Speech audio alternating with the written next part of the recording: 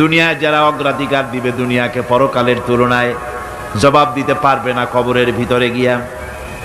আর যারা পরকালকে অগ্রাধিকার দিবে, দুনিয়ার চাইতে পরকালকে বেশি অগ্রাধিকার দেবে, আর আল্লাহর ভয় কলিজার ভিতরে রাখবে, কবরের জবাব সঠিকভাবে দিতে পারবে, কিয়ামতের দিন আল্লাহ রাব্বুল আলামিন তাদের জন্য জান্নাত দান করবেন। জোরে বলেন আমিন। দুনিয়াটা হচ্ছে দুনিয়া যেখানে আমরা আছি। আমি আগেই বলেছি দুনিয়া হচ্ছে আদনা শব্দ থেকে এর উৎপত্তি হয়েছে। তুচ্ছ, নিকৃষ্ট, এটার দাম নাই, এটার মূল্য নাই।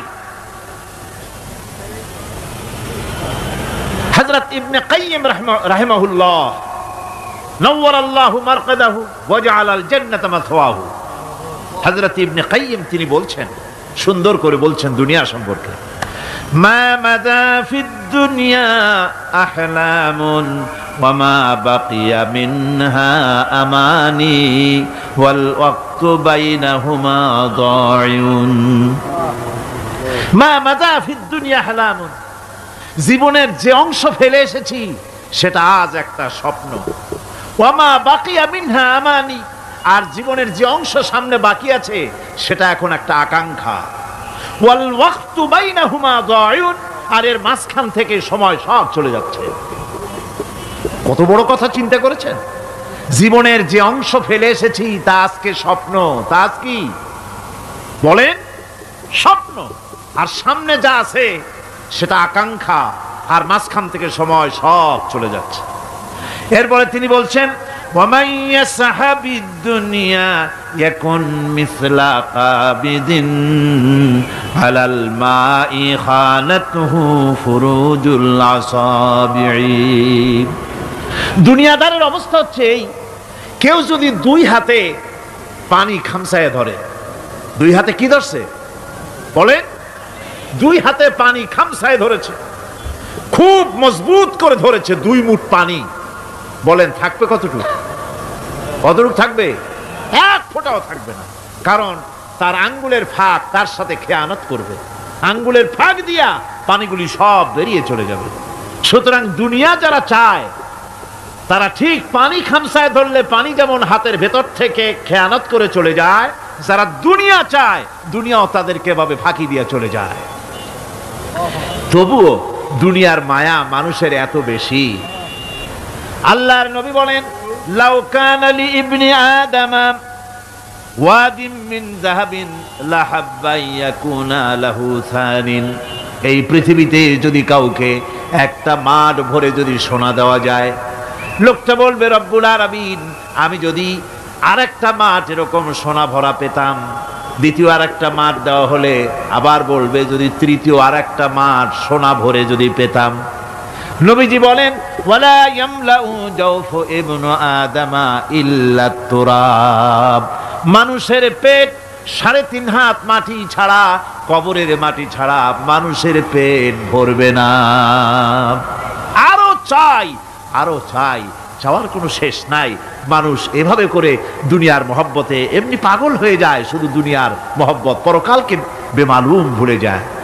আমি কিন্তু এই কথা বুঝাতে চাই নাই যে পরকালের মহব্বতে, পরকালের ভয়তে বা পরকালের জন্য দুনিয়া আপনি বাজার ঘাট, বেচা কিনা, ব্যবসা বাণিজ্য সবকিছু ভুলে যান, না তা নয়। ভুল বোঝার কোনো কারণ নাই। পরকালকে অগ্রাধিকার দিতে হবে, মানে দুনিয়াটা চিরস্থায়ী জায়গা নয়। চিরস্থায়ী হচ্ছে কোনটা? আখিরাত। চিল্লা এখন কোনটা? সুতরাং এখানে যা করতে হবে, আখিরাতে জবাবদিহিমূলক জীবন যাপন করতে হবে। আপনি ব্যবসা করবেন, ওজনে কম দিতে পারবেন না, আপনি খাদ্যে ভেজাল দিতে পারবেন না, চুরি করতে পারবেন না, ডাকাতি করতে পারবেন না, জেনা করতে পারবেন না, বদমাশি করতে পারবেন না, মদ খেতে পারবেন না, সন্ত্রাসী হতে পারবেন না, হাইজাকার হতে পারবেন না, চাঁদাবাজ হতে পারবেন না, মুনাফাখোর হতে পারবেন না, আপনি চোরা কারবারি হতে পারবেন না, ঘুষখোর হতে পারবেন না, সুদখোর হতে পারবেন না। এই সব কাজ পরকালকে বিশ্বাস করলেই এ সমস্ত কাজ থেকে মানুষ বিরত থাকতে পারে। কথা ঠিক কিনা? এটাই হচ্ছে। সুতরাং এই পৃথিবী থাকবে না, এটা কি চিরকাল থাকবে? না, এর একটা পরিসমাপ্তি ঘটবে। যেমন করে সারা বছর লেখাপড়া করার পর কলেজে, বিশ্ববিদ্যালয়, মাদ্রাসায়, হাই স্কুলে, সব জায়গায় সারা বছর লেখাপড়া করার পর যেমন পরীক্ষা দেওয়ার একটা দিন আসে, সারা বছর ব্যবসা করার পর হিসাব নিকাশ করার যেমন একটা সময় আসে, সারা মাস চাকরি করার পর বেতন পাওয়ার যেমন একটা দিন আসে, সারা জীবন চাকরি করার পর পেনশন পাওয়ার যেমন একটা সময় আসে, অনুরূপ ভাবে এই দুনিয়া যেদিন শেষ হয়ে যাবে, আল্লাহ নির্ধারিত সময় শেষ হয়ে যাওয়ার পর একটা সময় আসবে যখন আল্লাহ রব্বুল আলামিন সব শেষ করে দিবেন, লন্ডভন্ড হয়ে যাবে, কিছুই থাকবে না। কোরআনে কারিমে আল্লাহ সব বলেছেন, কোরআনে সব আল্লাহ বলে দিয়েছেন। আল্লাহ পাক বলেন এই পৃথিবীর সব কেমন ভাবে ধ্বংস হবে তার চিত্র আল্লাহ পাক কোরআনে কারিমে তুলে ধরেছেন।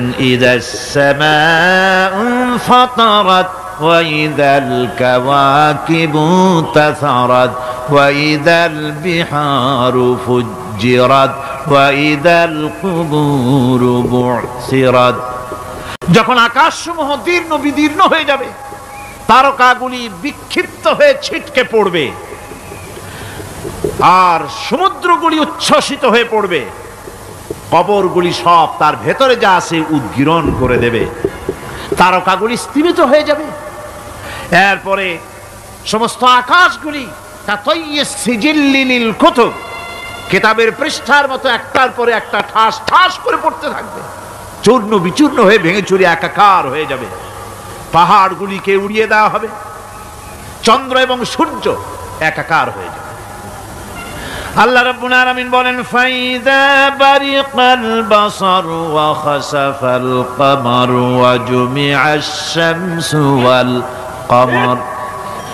চক্ষু যখন বিস্ফারিত হয়ে যাবে, চাঁদ যখন তার আলো হারিয়ে ফেলবে, সূর্য যখন তার আলো হারিয়ে ফেলবে, চাঁদ আর সূর্য সব একাকার হয়ে যাবে, সেই সময়ের অবস্থাটা কি চিন্তা করো। মানুষ হয়রান হয়ে দৌড়াদৌড়ি করবে। ওয়াহুমিলাতিল আরদু ওয়াল জিবালু ফাদুক্কাতা দাক্কাতান ওয়াহিদা। জমিন এবং পাহাড়গুলির মধ্যে আল্লাহ রাব্বুল আলামিন সংঘর্ষ বাঁধিয়ে দিবেন, পাহাড়গুলি ভেঙে চুরে টুকরা টুকরা হয়ে যাবে, পাহাড়গুলি উঁচু করে জমিনের উপরে আছাড় মেরে আল্লাহ রাব্বুল আলামিন ভেঙে চুরে চুরমার করে দিবেন।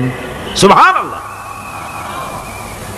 ওয়া তাকুনুল জিবালু কালইনিল মানফুস, পাহাড়গুলো পেঁজা ধোনা তুলার মতো করে উড়িয়ে দেওয়া হবে, পাহাড় উড়ে যাবে। সুবহানাল্লাহ পড়ো।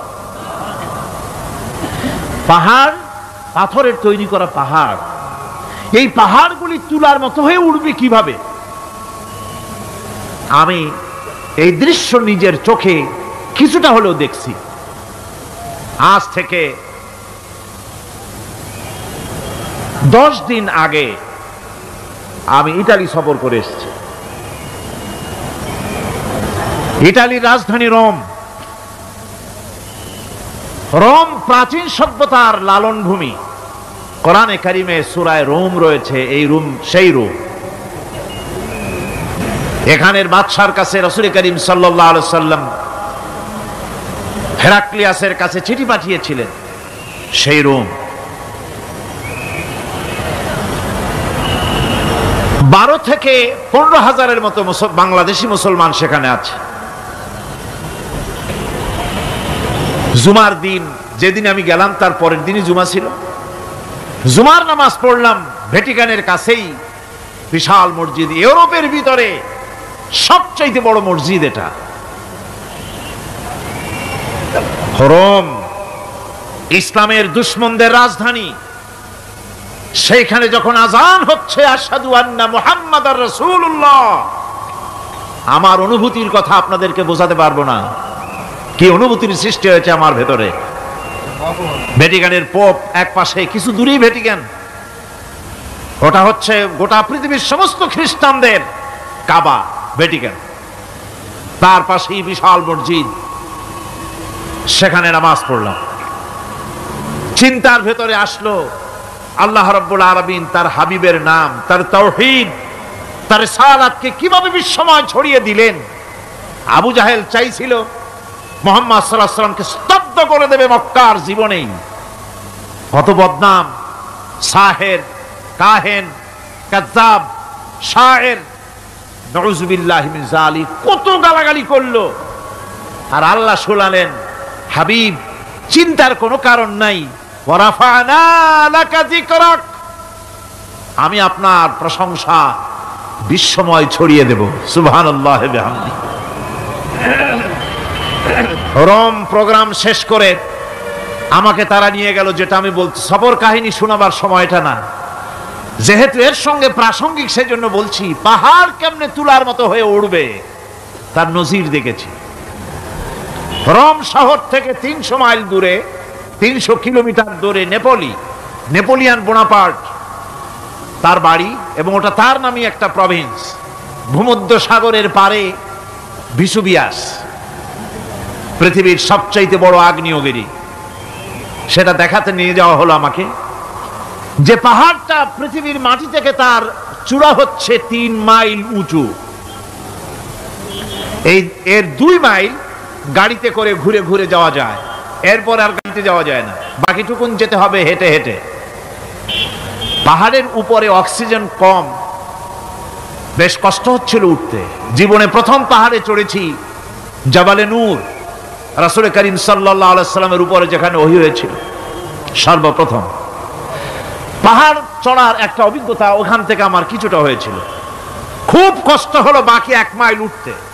যখন ভিসুভিয়াসের একদম শীর্ষে চলে গেছি, সেখানে গিয়ে আমার সাথে 15-20 জন লোক ছিল। আমি নিজেই আল্লাহু আকবার বলে আমার গলা থেকে আওয়াজ বেরিয়ে গেল। আমি দেখতে পেলাম ভিসুভিয়াসের শীর্ষে বিশাল গর্ত। আমার মনে হয় গর্তটা এই মাঠের 1/4 হবে, এই মাঠের 1/4 হবে গর্তটা। সেই গর্তটার গভীরতা হচ্ছে 1.5 কিলোমিটার। এইখান থেকে পাথরগুলি উত্থিত হয়েছে, আগ্নেয়গিরি পাথর আগুনে গলে লাভা হয়ে এগুলি পাহাড় বেয়ে উপচে পড়েছে, চতুর্দিকে 12 মাইল ছড়িয়ে গিয়েছে। আমার মনে পড়ল, ওয়াকুদুহান নাস ওয়াল হিজারা, জাহান্নামের আগুনের ইন্ধন হবে মানুষ আর পাথর। আমি সেখানে সেজদায় পড়ে গিয়া কান্নাম আর বললাম, আল্লাহ জাহান্নামের আগুন হারাম করে দিও আমাদের জন্য। পাথর কিভাবে গললো, গলে পাথরগুলি গলে পুড়ে চতুর্দিকে পড়েছে আর ছিটকেছে, চতুর্দিকে ছিটকে পড়েছে। সেই পাথরগুলি ছিটকে ছিটকে যেগুলি পুড়ে পড়েছে, সেগুলিকে দূরে সাদা রঙের বলে মনে হয়, কোনোটা সাদা কোনোটা কালো, মনে হয় যেন তুলার মতো হয়ে পড়ে আছে চতুর্দিকে। 1944 সনে তৃতীয়বারের মতো ভিসুভিয়াস অগ্নিগিরি যে অগ্নি উৎপাত করে, তাতে আশেপাশের 12 মাইল এলাকা এফেক্টেড হয়ে যায়। পাথরগুলি গলে এভাবে বিধ্বস্ত করে দিয়েছে। এখান থেকে এখানে জোহরের নামাজ, আসরের নামাজ আমরা পড়লাম, আল্লাহর কাছে খুব দোয়া করলাম। এখনো ধোঁয়া উঠতেছে, এখনো পাহাড়ের ফাটল দিয়ে ধোঁয়া উঠছে। একজন হাত দিয়ে আমাকে বলল যে খুব গরম লাগে ধোঁয়াগুলি। ওখানকার লোকেরা বলল যে ভেতরে এখনো আগুন আছে, তবে সুপ্ত, যে কোনো মুহূর্তে আবার তা জাগ্রত হতে পারে। আমরা সেখান থেকে নেমে এলাম। একটু কিছু দূর গিয়েই সেখানে হলো পম্পেই শহর। এই পম্পেই শহরটা হচ্ছে ঈসা আলাইহিস সালামের জন্মের 2000 বছর আগে এই শহর তৈরি হয়। ঈসা আলাইহিস সালামের জন্মের 179 বছর পর ভূমিকম্প হয়। সেই ভূমিকম্পে গোটা পম্পেই শহরটা পৃথিবীর মানুষের চোখের আড়াল হয়ে যায়, ধ্বংস হয়ে যায়, মাটির তলায় গরক হয়ে যায়। আজ থেকে 200 বছর আগে মাটি খনন করতে গিয়ে এই শহর আবিষ্কৃত হয়। পুরা শহরটা খুঁড়ে তারা বের করেছে। 180 হেক্টর জমিনের উপরে এই বিশাল শহর। ঘুরে ঘুরে দেখলাম, গাড়ি চলে না সেখানে, পায়ে হেঁটে দেখতে হলো। প্রশস্ত রাস্তা। আজ থেকে 4000 বছর আগের মানুষেরা রাস্তা বানাতে জানতো পাথর দিয়ে, এবং রাস্তার দুধারে তাদের ছিল ফুটপাত, পানির ব্যবস্থা, নগরায়নের সব রকমের সুযোগ সুবিধা। তারপরে সেখানে বিচারালয়, এরপরে দোকানপাট, বাজার ঘাট সবকিছুর ব্যবস্থা রয়েছে। বিশাল বিশাল পাথরগুলি দিয়ে পিলার তৈরি করা। ভাবলাম এই পিলারগুলি, এই পাথরগুলি তারা কিভাবে ক্রেন ছাড়া এত উপরে উঠালো কি করে, আমার মাথায় আসলো না। পাথর কেটে কেটে সুন্দর সুন্দর অঙ্কন শিল্প তারা করেছে। এরপরে ঘুরতে ঘুরতে বাদশার রাজার বাড়িতে গিয়ে ঢুকলাম। সেখানে গিয়ে দেখলাম উলঙ্গ এত মূর্তি পাথরের তৈরি করা। পাথর কেটে কেটে দেওয়ালে যৌন মিলনের এমন কোন অশ্লীল ছবি নাই যা তারা সেখানে তৈরি করে নাই। উলঙ্গ মূর্তি আর উলঙ্গ যৌন মিলনের অসংখ্য ছবি দিয়ে এই এলাকা ভরা। তখন আমি বুঝলাম আল্লাহর গজব হওয়ার কারণটা কি, এই শহরটা মাটির নিচে গরক হয়ে যাওয়ার কারণটা কি। আল্লাহ পাক জেনা ব্যভিচার যে দেশে বেশি হয় আল্লাহ পাক বরদাস্ত করেন না। দুশ্চরিত্র যে দেশের মানুষ দুশ্চরিত্র হয়ে যায়, জেনা ব্যভিচার বেশি হতে থাকে, আল্লাহ গরক করে দেন, গজব দেন।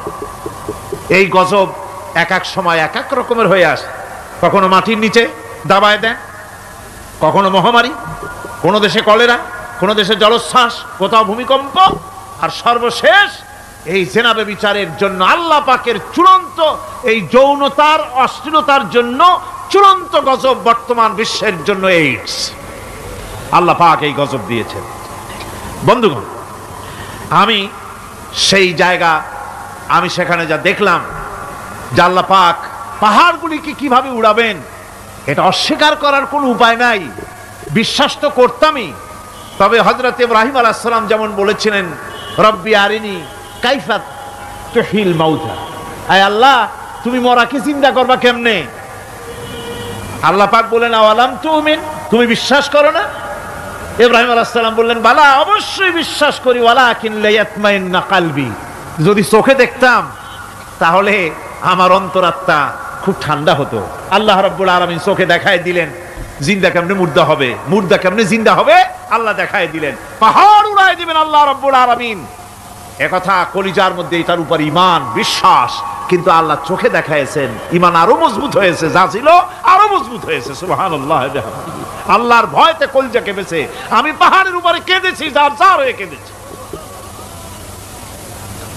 বন্ধুগণ, আল্লাহ সুবহানাহু ওয়া তাআলা এই জন্য বলেছেন কুল সিরু ফিল আরদ, আমার জমিন ঘোরো, ভালো করে দেখো, কাইফা কানা আকিবাতুল মুকাজ্জিবিন, মহাসত্যকে যারা অস্বীকার করেছে তাদের পরিণতি আমি কি করে দিয়েছি, এগুলি চোখে ভালো করে তাকায় দেখো। আমার বন্ধুগণ, সুতরাং এই পৃথিবীর অবসান হবে, এই পৃথিবী ধ্বংস হবে, এই পৃথিবী চূড়ান্তভাবে শেষ হয়ে যাবে। ও হ্যাঁ, আরেকটি কথা বলতে হয়, সেটা হচ্ছে যে এই রোম থেকে আরেকটু দূরে 900 মাইল দূরে হচ্ছে সিসিলি। 900 মাইল দূরে, সেখানে এই সিসিলি মুসলমানেরা শাসন করেছিল 350 বছর। সেই সিসিলিতে রয়েছে 360টা মসজিদ মুসলমানদের করা। সমস্ত মসজিদগুলি আজ তালা বন্ধ, একটা মসজিদও খোলা নাই। সেখানকার মুসলমানেরা ওয়াজ শুনতে এসেছিল রোমে। আমি তাদের জন্য পরামর্শ দিয়েছি যে গভর্নমেন্টের কাছে তোমরা দাবি জানাও যে অন্তত একটা মসজিদের দরজা আমাদের জন্য খুলে দাও।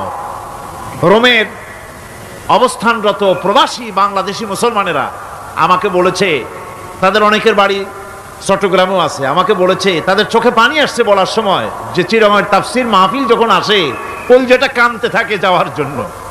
তো যাওয়া তো সম্ভব না এত দূর থেকে, আমাদের সালাম বলে দিবেন যত লোক আসবে, আর আমাদের জন্য দোয়া করতে বলবেন যেন এই রোমের ভিতরে আমরা ইসলামের আদর্শের ভিত্তিতে আমরা যেন চলতে পারি। আপনারা দোয়া করুন তাদের জন্য।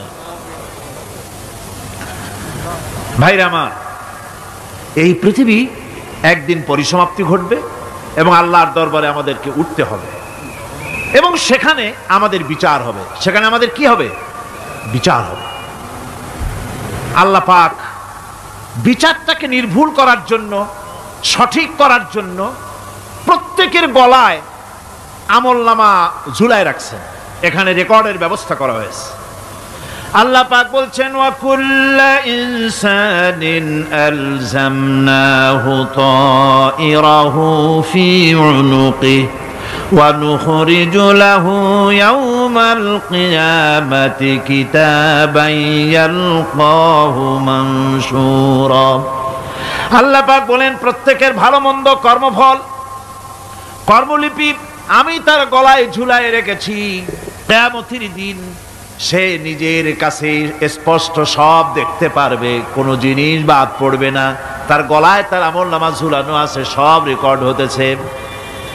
আমরা যা করছি সবগুলি রেকর্ড হয়ে যাচ্ছে।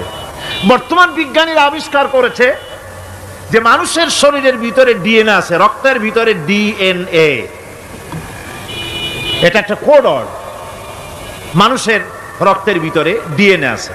যেমন তার ব্রেনের ভিতরে কতগুলি কোষ আছে, এক একটা কোষ এক এক ধরনের কাজ করে, অনুরূপ ভাবে তার শরীরের ভিতরে রক্তের ভিতরে ডিএনএ আছে। এই ডিএনএটা কি?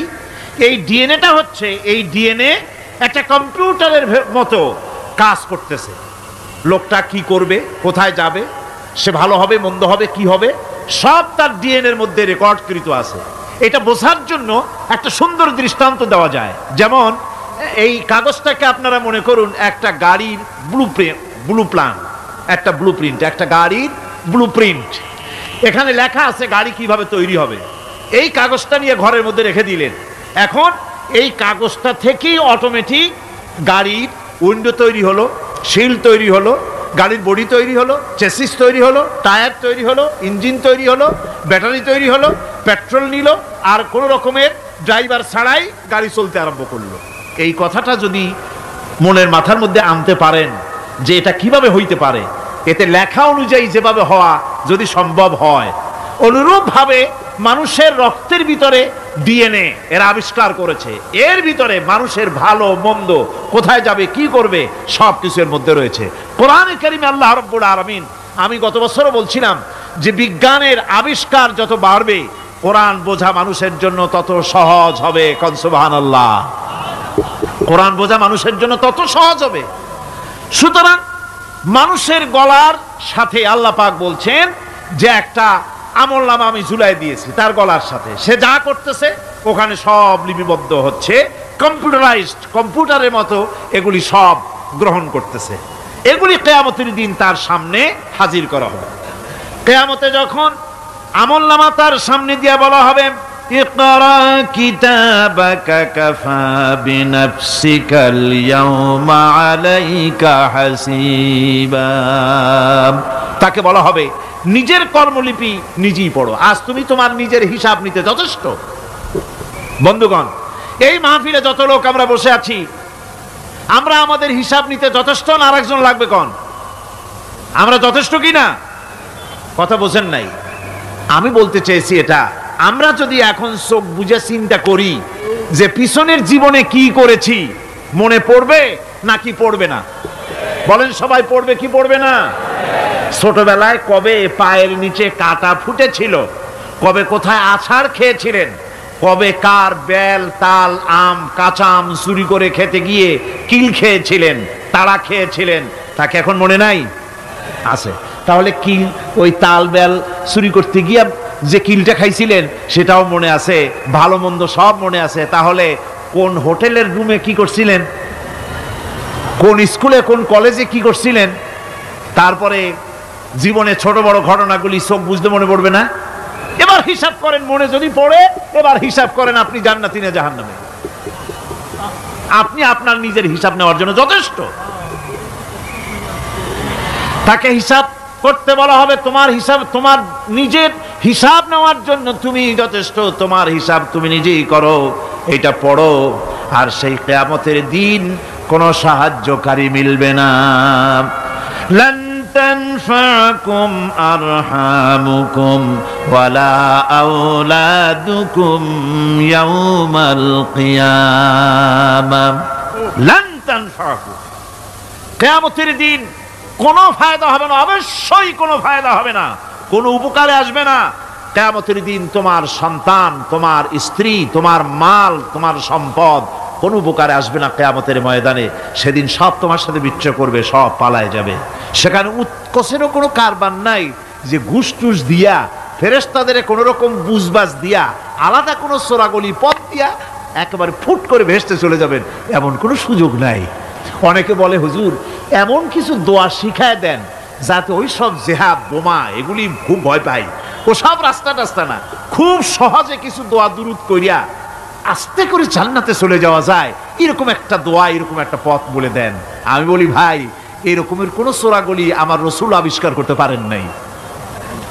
আল্লাহর পয়গম্বরের ওই ধরনের কোন পথ আবিষ্কার করতে পারেন নাই। সেখানে কিয়ামতের দিন কাউকে উৎকোচ গ্রহণ করার কেউ নাই, উৎকোচ দেওয়া যাবে না। আর উৎকোচ দিবি নেবা কি? আপনার কাছে কিছু নাইও, থাকলেও নেওয়ার কেউ নাই। এই দুনিয়ায় ফাঁকিবাজি করে বহুত কিছু করা যায়, কিন্তু কিয়ামতের মাঠে এগুলি কিছুই চলবে না। اليوم لا ينفع مال ولا بنون। কিয়ামতের দিন ধন সন্তান সন্ততি আর সম্পদ কোনো কাজে লাগবে না। সেদিন শুধু আমল যদি ভালো হয় কাজে লাগবে, আমল খারাপ হবে সব শেষ হয়ে যাবে। আল্লাহ রাব্বুল আলামিন নবীজিকে ডেকে বলেছেন, নবী আপনি বলেন, কুল মা কুনতু বিদআম মিনার রাসূল, আপনি বলুন আমি কোন নতুন রাসূল নই। আমার আগে অনেক নবী রাসূল পৃথিবীতে এসেছেন, তারা বিদায় হয়ে গেছেন। আমি জানি না কিয়ামতের দিন আল্লাহ রাব্বুল আলামিন আমার সাথে কি ব্যবহার করবেন, আর আমি এও জানি না যে কিয়ামতের দিন আল্লাহ পাক তোমাদের সাথে কি ব্যবহার করবেন। এই আয়াত নাজিল হওয়ার পর আল্লাহর হাবিব তার মেয়েকে ডাকলেন, জামাইকে ডাকলেন, নাতিদেরকে ডাকলেন, আহলে বাইতদেরকে ডাকলেন, আর বললেন, ও আমার মেয়ে কলিজার টুকরা ফাতেমা গো শোনো, কেবলমাত্র আয়াত নাজিল হয়ে গেল, আল্লাহ পাক আমাকে শোনায়ছেন কিয়ামতের দিন আমি জানি না আমার সঙ্গে কি ব্যবহার করা হবে, আর এও জানি না যে তোমাদের সাথে কি ব্যবহার করা হবে। ও আমার কলিজার টুকরা মেয়ে ফাতেমা, কিয়ামতের দিন মুহাম্মদ সাল্লাল্লাহু আলাইহি সাল্লামের মেয়ে, এই হিসাবে তোমার নাজাতের ফয়সালা হবে না। ও আমার কলিজার টুকরা নাতি হাসান আর হোসেন, কিয়ামতের দিন মুহাম্মদ সাল্লাল্লাহু আলাইহি সাল্লামের নাতি হিসাবে ফয়সালা হবে না। ও আমার জামাই হযরতে আলী, কিয়ামতের দিন আমার জামাই হিসাবে নাজাতের ফয়সালা হবে না। আমল যদি ভালো হয় ফয়সালা ভালো হবে, জান্নাতে চলে যাবে। আমল যদি খারাপ হয় কার নাতি কার জামাই দেখা হবে না। সুবহানাল্লাহ। কঠিন কিয়ামতের মাঠ। এই পরকালের বিশ্বাস যদি কলিজার মধ্যে ঢোকে মানুষ ভালো হয়ে যাবে। কোন সুবহানাল্লাহ। আপনাদের দৃষ্টিতে পারবে। কথার জবাব যে দিলেন না, পুলিশে কি মানুষের চরিত্র ভালো বানাইতে পারবে? পুলিশের চরিত্র ভালো বানাবে কেডা? সেটাই তো কথা। মানুষের চরিত্র যাতে ভালো থাকে, মানুষের জন্য খারাপ কাম না করে, সেজন্য পুলিশ যাতে খারাপ কাম না করে সেজন্য আরো একটা ডিপার্টমেন্ট আছে না? তারা যাতে খারাপ কাজ না করে সেজন্য আর একটা আছে। এন্টি করাপশনের আবার এন্টি করাপশন আছে, তার উপর আবার এন্টি করাপশন আছে। এন্টিটার অভাব নাই। সুতরাং পুলিশ দিয়া, বিডিআর দিয়া, আর্মি দিয়া মানুষের, দেশের, জাতির চরিত্র ভালো বানানো যায় না। রাসূলুল্লাহ এ দিয়ে বানান না, এটা ইসলামের নিয়ম নয়। পুলিশ দিয়া, আর্মি দিয়া দেশের মানুষের চরিত্র ভালো বানানো যায় না। চরিত্র ভালো বানানো যায় কেবলমাত্র পরকালের ভয় দিয়া। কিসের ভয় দিয়া?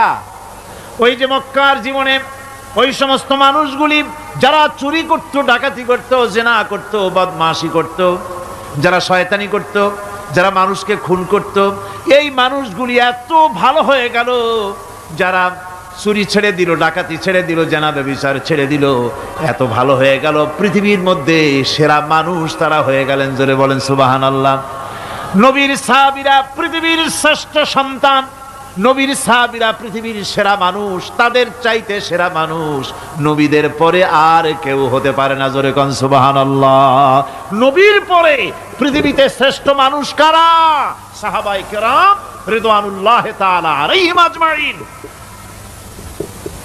ওনারা তো কুফরের মধ্যে ছিলেন, শিরকের মধ্যে ছিলেন, চুরি, ডাকাতি, জেনা, ব্যভিচার এমন কোনো পাপ নাই যা করা হয়নি।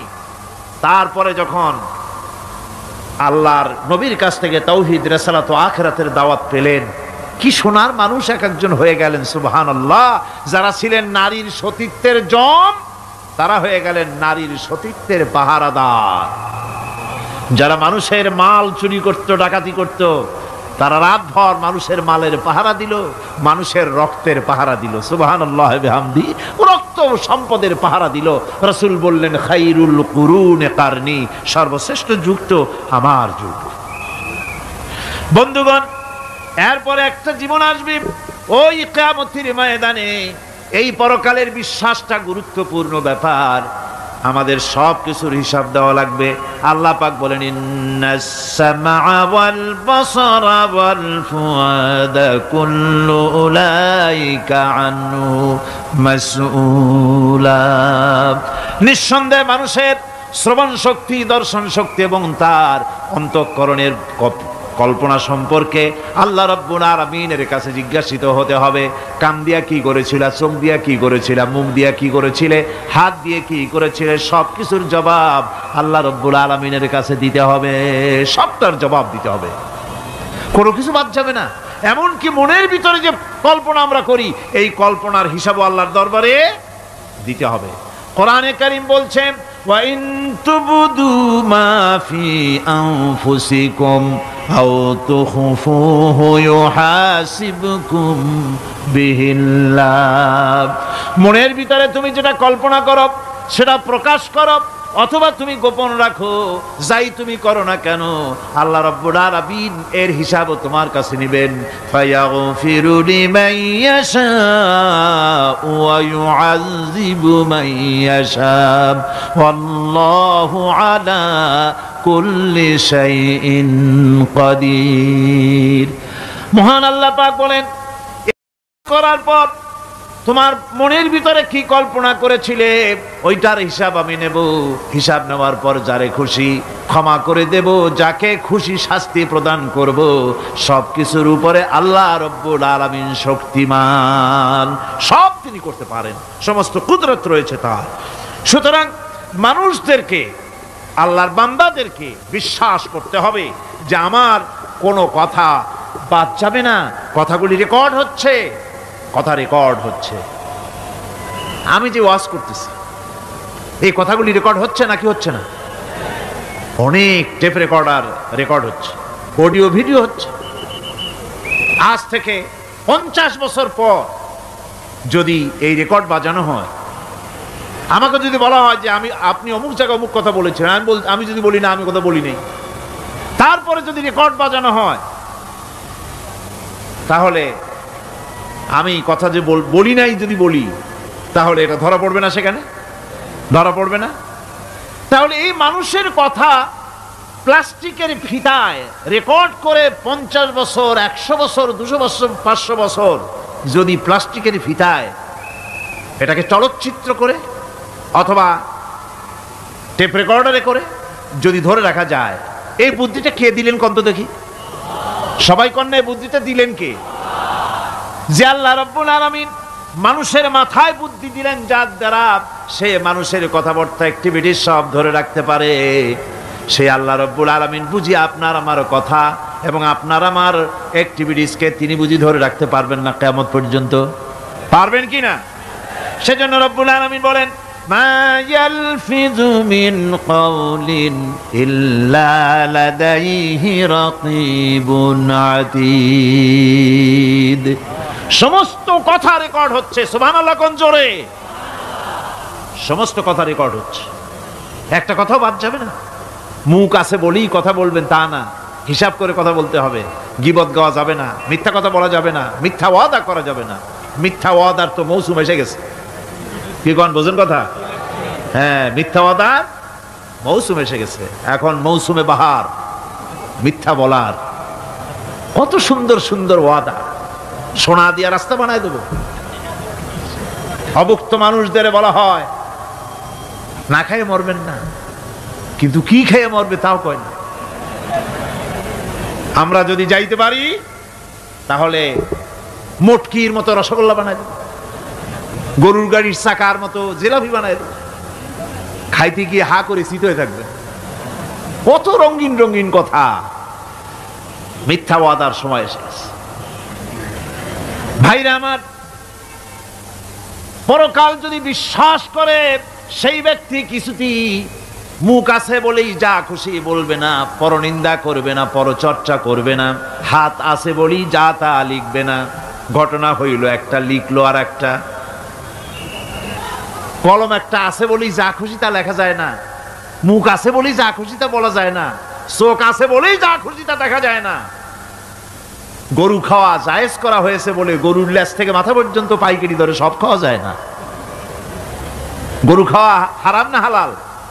হালাল।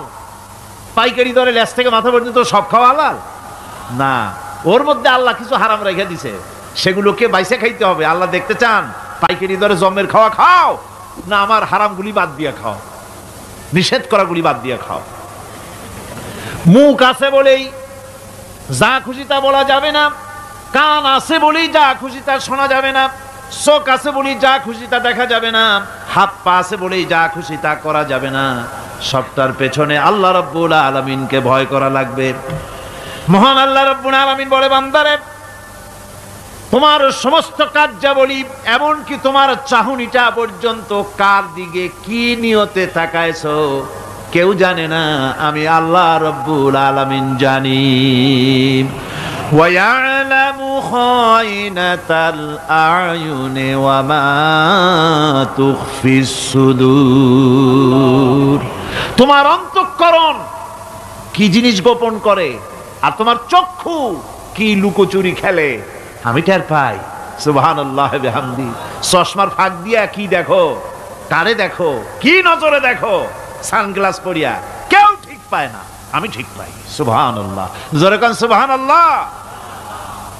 সুতরাং চোখের নজরের হিসাব হবে, হাতের কাজের হিসাব হবে, পায়ের চলার হিসাব হবে, আপনার বলার হিসাব হবে, মুখে যা বলেছেন যা করেছেন হাত পাও দিয়ে যা করেছেন সবকিছুর হিসাব হবে কিয়ামতের দিন। আল্লাহর দরবারে সবকিছু উপস্থিত হবে, কোনো জিনিস বাদ পড়বে না। فَمَن يَعْمَلْ مِثْقَالَ ذَرَّةٍ خَيْرًا يَرَهُ وَمَن يَعْمَلْ مِثْقَالَ ذَرَّةٍ شَرًّا يَرَهُ। ছোট্ট একটা ভালো কাজ যদি করো তাও হাজির করা হবে সামান্যতম ভালো কাজও তোমার বাদ পড়বে না, আর ক্ষুদ্রতম কোনো খারাপ কাজ করলে তাও উপস্থিত করা হবে সব তোমার সামনে, কোনো জিনিস বাদ পড়বে না, সব দেখতে পাবে কিয়ামতের দিন। ভালো কাজটাও আর খারাপ কাজটাও আল্লাহর কাছে সেদিন আল্লাহ পাক মানুষের সামনে উপস্থিত করে দিবেন। আল্লাহ পাক বলছেন সেদিন এই জমিন তার ভিতরে যা লুক্কায়িত ছিল জমিন সব বের করে দেবে। কাআন্নাহুম জারাদুম মুনতাশির। টিড্ডি ফড়িংগুলি পোকাগুলি মাটির থেকে যেমন বেরোয়, এ মাটির ভিতরে যা আছে কিয়ামতের দিন সব মাটি বের করে দেবে। ইযা যুলজিলাতিল আরদু জিলজালাহা ওয়া আখরাজাতিল আরদু আসকালাহা ওয়া ক্বালাল ইনসানু মা লাহা। এ জমিনকে ঝাঁকি মারা হবে প্রবল এক ঝাঁকুনি, প্রবল এক ঝাঁকুনিতে এই পৃথিবীর মধ্যে যা কিছু আছে সব বেরিয়ে যাবে। সুবহানাল্লাহ কইতে ইচ্ছা করে না মিয়ারা? এক ঝাঁকুনিতে পৃথিবী সব বের করে দেবে। মানুষ হয়রান হয়ে বলবে কি হয়েছে, এ মাটির হলোটা কি? আমার বন্ধুগণ, মানুষ হয়রান হয়ে গিয়ে বলবে মাটির কি হলো? আল্লাহ রাব্বুল আলামিন বলেন ইয়াউমাইযিন তুহাদ্দিসু আখবারাহা বিআন্না রাব্বাকা আওহালাহা। জমিনের উপরে যা ঘটেছে জমিন তা সব বের করে দেবে, সব প্রকাশ করে দেবে। আর এটা এই জন্য হবে যেহেতু তার রবের হুকুম হয়েছে, তার রব হুকুম করেছে বের করে দে। জমিনের ভিতরে আছে যা সব বেরিয়ে যাবে, আকাশ ভেঙে পড়বে, পাহাড় উড়ে যাবে, জমিনের ভিতরে যা আছে সব উপরে চলে আসবে, পৃথিবীতে সব শেষ, কিচ্ছু নাই, আকাশ নাই, পাহাড় নাই, সমুদ্র নাই, সব একাকার, চন্দ্র নাই, সূর্য নাই, তারকা নাই, গ্যালাক্সি নাই, মহাশূন্য নাই, সব শেষ। আল্লাহ রাব্বুল আলামিন সমস্ত ফেরেশতাদেরকে শেষ করে দিবেন, সকলের মওত হয়ে যাবে, কেউ আর থাকবে না, এমনকি হযরতে আজরাইল মালাকুল মউত তিনিও থাকবেন না, সব আল্লাহ রাব্বুল আলামিন মৃত্যু করে দিবেন। এরপরে আল্লাহ রাব্বুল আলামিন একা তিনি বলবেন, ইয়া দুনিয়া আইনা আনহারুকি, এ পৃথিবী তোর সেই সমুদ্রগুলি কোথায়, নদীগুলি কোথায়? ইয়া দুনিয়া আইনা আশজারুকি, হে দুনিয়া তোমার গাছগুলি কোথায়? এত বন বনানি, এত গাছ ছিল। ইয়া দুনিয়া আইনা জিবালুকি, হে পৃথিবী তোর জমিনে যত পাহাড় ছিল, পাহাড়গুলি কই? যত স্বৈরাচার ছিল জমিনের উপরে, যারা স্বৈরাচারী মনোবৃত্তি নিয়ে মানুষ ধ্বংস করেছে, দেশ ধ্বংস করেছে, মায়ের বুক খালি করেছে, ওই স্বৈরাচারগুলি কই? কোনো জবাব নাই। আল্লাহ পাকের পরে বলবেন, লিমানিল মুলকুল ইয়াউম, কার রাজত্ব? আজকে রাজত্বটা কার? আল্লাহ তিনবার আওয়াজ দিবেন, আজকে রাজত্ব কার? আল্লাহ পাক যখন তিনবার করে ডাক দিবেন, কোনো জবাব নাই, কোনো জবাব নাই। কে জবাব দেবে? আল্লাহ রাব্বুল আলামিনের সামনে কার ক্ষমতা আছে কথা বলার? কেউ তো নাই, সব শেষ। আল্লাহ পাক বলবেন, লিল্লাহিল ওয়াহিদুল কাহ্হার, একমাত্র পরাক্রমশালী আল্লাহ রাব্বুল আলামিনের রাজত্ব আজ। সেই হাসরের মাঠে আমাদের সকলকে উপস্থিত হয়ে যেতে হবে। কেউ আমরা এখান থেকে বাঁচতে পারবো না, সবাইকে উঠতে হবে। অপরাধীরা সেখানে অসহায় হয়ে যাবে, অপরাধীরা অসহায় হয়ে যাবে। আল্লাহ পাক বলেন, فَإِذَا جَاءَتِ الصَّاخَّةُ يَوْمَ يَفِرُّ الْمَرْءُ مِنْ أَخِيهِ وَأُمِّهِ وَأَبِيهِ وَصَاحِبَتِهِ وَبَنِيهِ। অবশেষে যখন কান ফাটানো আওয়াজ আসবে, এই আওয়াজ সেদিন মানুষ নিজের মা বাপ ভাই বোন সব থেকে বিচ্ছিন্ন হয়ে যাবে, সব একের থেকে আরেকজন পালায় যাবে, হারায় যাবে, কেউ কাউকে আর খুঁজে পাবে না।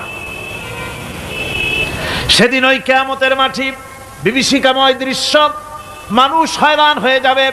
মাথার এক হাত অথবা অর্ধ মাইল অথবা এক বিগত এতটুকুন উপরে ওই প্রকাণ্ড সূর্যটার তাপ আসবে, গুনাহগারের মাথার চান্দি ফেটে গিয়া মগজগুলি গলে গলে নাক কান দিয়ে বেয়ে পড়তে লাগবে, জিহ্বাটা কুকুরের মতো ঝুলে নাভিস্থল পর্যন্ত পড়ে যাবে, মাটিটা সূর্যের উত্তাপে তামার মতো গরম হয়ে যাবে, সারা হাসর জুড়ে আওয়াজ হবে, পানি পানি পানি।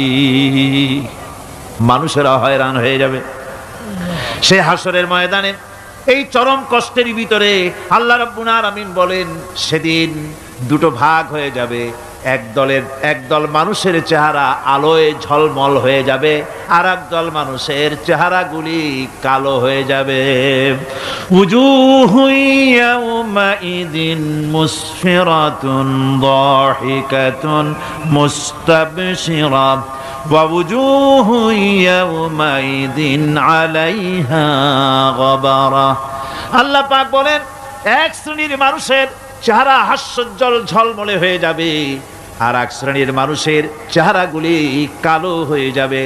তারহাকুহা কাতারা উলাইকা হুমুল কাফারাতুল ফাজারা। হাস্যোজ্জ্বল, স্বচ্ছন্দপূর্ণ, সুন্দর, উজ্জ্বল ঝলমলে চেহারা হবে ঈমান আনার কারণে, পরকালকে বিশ্বাস করার কারণে, আল্লাহ এবং রাসূলের কথা অনুযায়ী জীবন যাপনের কারণে চেহারাটা উজ্জ্বল হয়ে যাবে। আর আল্লাহর নাফরমানি, রাসূলের নাফরমানি, পরকালকে অস্বীকার করার কারণে কাফেরগুলির চেহারা, মুনাফিকগুলির চেহারা কালো হয়ে যাবে। তাদেরকে আলাদা করে দেওয়া হবে। আমতাজুল ইয়াওমা আইয়ুহাল মুজরিমুন, মুজরিমদেরকে আলাদা করে দেওয়া হবে, দুইটা ভাগ হয়ে যাবে। এই চরম অবস্থা সৃষ্টি হবে কিয়ামতের ময়দানে। সেদিন রাসূল করিম সাল্লাল্লাহু আলাইহি ওয়াসাল্লাম উম্মতের জন্য সুপারিশ করবেন। সেই সুপারিশ যেন আমাদের করতে পারেন, সেজন্য আমাদেরকে তৈরি করতে হবে, সে ধরনের যোগ্য আমাদেরকে বানাতে হবে। বন্ধুগণ, এই পরকালীন জীবন, এর সম্ভাবনা, এটা যে হবে, এবং সেই পরকালে আমাদের সকলকে যে উঠতে হবে, কিয়ামতে আল্লাহর কাছে জীবনের সব কিছুর জবাবদিহি করতে হবে, এই ভীতি সৃষ্টি করতে চায় আল্লাহ পাক মানুষের ভেতরে। আল্লাহ পাকের চাইতে মানুষের কল্যাণকামী আর কেউ আছে? চিল্লায় কোন আল্লাহর চাইতে, বিশ্ববাসীর সৃষ্টি জগতের কল্যাণকামী আল্লাহর চাইতে, রাসূলের চাইতে বেশি কেউ কি আছে? সে আল্লাহ পাক সব বলে দিলেন, ওপেন সিক্রেট করে দিলেন, সব গোপন ফাঁস করে দিলেন। কেমনে বিচার হবে, কেমনে কিয়ামত অনুষ্ঠিত হবে, কেমনে কি হবে, সব খুলে খুলে আল্লাহ পাক বলে দিলেন আমাদেরকে ভালো হওয়ার জন্য। কোরআনে কারীম বলছে, লাইসাল বিররা আন তুওয়াল্লু বুজুহাকুম কিবালাল মাশরিকি ওয়াল মাগরিব। পূর্ব পশ্চিমে মাথা ঘুরানো, সার নত করা, মাথা ঘুরানো, মুখ ঘুরানো, এটাই কিন্তু সৎ কাজ এবং পুণ্যবানের জন্য, পুণ্যবান হওয়ার, সৎ কাজ করার, নেককার হওয়ার জন্য যথেষ্ট নয়, বরং ওয়ালাকিন্নাল বিররা মান আমানা বিল্লাহি ওয়াল ইয়াউমিল আখির। প্রকৃতপক্ষে সৎকারী মুমিন, ভালো কাজ করা, প্রকৃত মুমিন, সত্যিকারের ভালো মানুষ, সত্যিকারের ইমানদার হওয়ার জন্য 10টি কাজ লাগবে। কয়টি কাজ? 10টি কাজ লাগবে। সেই 10টি কাজের একটি কাজ গত বছর আপনাদের খেদমতে আরজ করা হয়েছে, 2টি বলা হয়েছে, বাকি আজকে বললাম আর একটা, হয়ে গেল 3টা। বাকি আছে কয়টা? 7টা বাকি আছে, আরো 7টা। পরকাল ভিত্তিক জীবনযাপন যদি করতে পারি তাহলে আমরা হব দুনিয়ার শ্রেষ্ঠ মানুষ। কোন আলহামদুলিল্লাহ। وسخر لكم ما في السماوات وما في الأرض। এই পৃথিবীতে যা কিছু তোমরা দেখতে পাও, এ সব কিছুকে তোমার অনুগত করে দেওয়া হয়েছে, যাতে করে তোমার সাহায্য করতে পারে, তোমার সহযোগিতা করতে পারে। এজন্য আমি সব কিছুকে সৃষ্টি করেছি। সাখারা শব্দের অর্থ হচ্ছে যে আমি সবগুলিকে তোমাদের অনুগত করে দিয়েছি, যাতে করে তোমাদের অনুগত থাকে, অর্থাৎ তোমরা তাদের এই সমস্ত জিনিস দিয়ে তোমরা কাজ নিতে পারো। পানির উপর দিয়ে তোমরা যেন নৌকা চালাতে পারো, স্টিমার চালাতে পারো, পানি অনুগত করা হয়েছে, বাতাসকে অনুগত করা হয়েছে। পৃথিবীর সব কিছুকেই আমি অনুগত করে দিয়েছি তোমাদের, যাতে করে তার দ্বারা তোমরা কাজ নিতে পারো। অন্যত্র আল্লাহ বলছেন, আল্লাহুল্লাযী খালাকাস সামাওয়াতি ওয়াল আরদা ওয়া আনজালা মিনাস সামাই মাআন ফাআখরাজা বিহি মিনাস সামারাতি রিজকান লাকুম। আল্লাহ হচ্ছেন তিনি, আল্লাহ রাব্বুল আলামিন হচ্ছেন তিনি যিনি আকাশ সৃষ্টি করেছেন, যিনি জমিন সৃষ্টি করেছেন এবং ঊর্ধ্বদেশ থেকে, মেঘমালা থেকে তোমাদের জন্য বৃষ্টি বর্ষণ করেছেন এবং সেই বৃষ্টি দিয়ে মাটির ভিতর থেকে ফসল উদ্গত করে তোমাদের খাবারের বন্দোবস্ত করেছেন। তিনি হচ্ছেন আল্লাহ পাক। তার দয়া প্রত্যেক জায়গায় ছড়িয়ে আছে, তার দয়া নাই, রহমত নাই, এমন কোন সৃষ্টি নাই। মানুষের জন্য যা কিছু প্রয়োজন তিনি তার দয়া দিয়ে, রহমত দিয়ে তিনি তার সৃষ্টি করে দিয়েছেন। আল্লাহ পাক বলছেন, ওয়াসাখখারা লাকুমুশ শামসা ওয়াল কামারা দাইবিনা ওয়াসাখখারা লাকুমুল লাইলা ওয়ান নাহার। যিনি চন্দ্র সূর্যকে সৃষ্টি করেছেন এবং এগুলিকে নিয়ন্ত্রিত করেছেন, চাঁদ সূর্যকে সৃষ্টি করে নিয়ন্ত্রিত করে দিয়েছেন, তোমাদের সমস্ত প্রয়োজন তিনি মিটিয়ে দিয়েছেন। দেখুন, চাঁদ এবং সূর্যকে আল্লাহ পাক সৃষ্টি করেছেন এবং একটা রহমত, একটা কুদরত সেই চাঁদ সূর্যের মধ্যে দান করেছেন। সূর্য যেখানে আছে, এটা যদি আল্লাহর দয়া না থাকতো, শুধু তাপ দেওয়ার জন্য সৃষ্টি করতেন আর মানুষের কল্যাণের দিকটা যদি চিন্তা না করতেন, তাহলে সমস্যা হয়ে যেত। সূর্য যেখানে আছে, বিজ্ঞানীরা বলেছেন তার থেকে যদি কিছু নিচে নেমে আসতো, তাহলে গোটা পৃথিবী জ্বলে পুড়ে ভস্ম হয়ে যেত। আর যেখানে আছে তার থেকে সূর্য যদি কিছু উপরে উঠে যেত, তাহলে গোটা পৃথিবী হিম শীতল হয়ে, পৃথিবী ফ্রিজ হয়ে যেত, মানুষ প্রাণী জগৎ মরে সব শেষ হয়ে যেত। চাঁদ যেখানে আছে, এই চাঁদ তার জায়গা থেকে কিছু উপরে যদি উঠত, তাহলে পৃথিবী মরুভূমি হয়ে যেত। আর যেখানে আছে তার থেকে কিছু নিচে যদি আসতো, তাহলে গোটা পৃথিবী পানি, সমুদ্রের পানি, নদীর পানিগুলি প্লাবিত হয়ে, ওভারফ্লো হয়ে, উচ্ছ্বসিত হয়ে গোটা পৃথিবীকে প্লাবিত করে দিত, ডুবাই দিত, সব শেষ হয়ে যেত। তাহলে আমরা দেখতে পাচ্ছি শুধু সৃষ্টি নয়, সৃষ্টিও করেছেন এবং প্রত্যেকটি সৃষ্টির পেছনে তার দয়া কাজ করেছে, তার কুদরত কাজ করেছে, যাতে করে মানুষের জন্য সুবিধা হয়, মানুষের জন্য উপকার হয়। অন্য আয়াতে আল্লাহ পাক বলেন, وآتاكم من كل سألتموه وإن تعدوا نعمة الله لا تحصوها।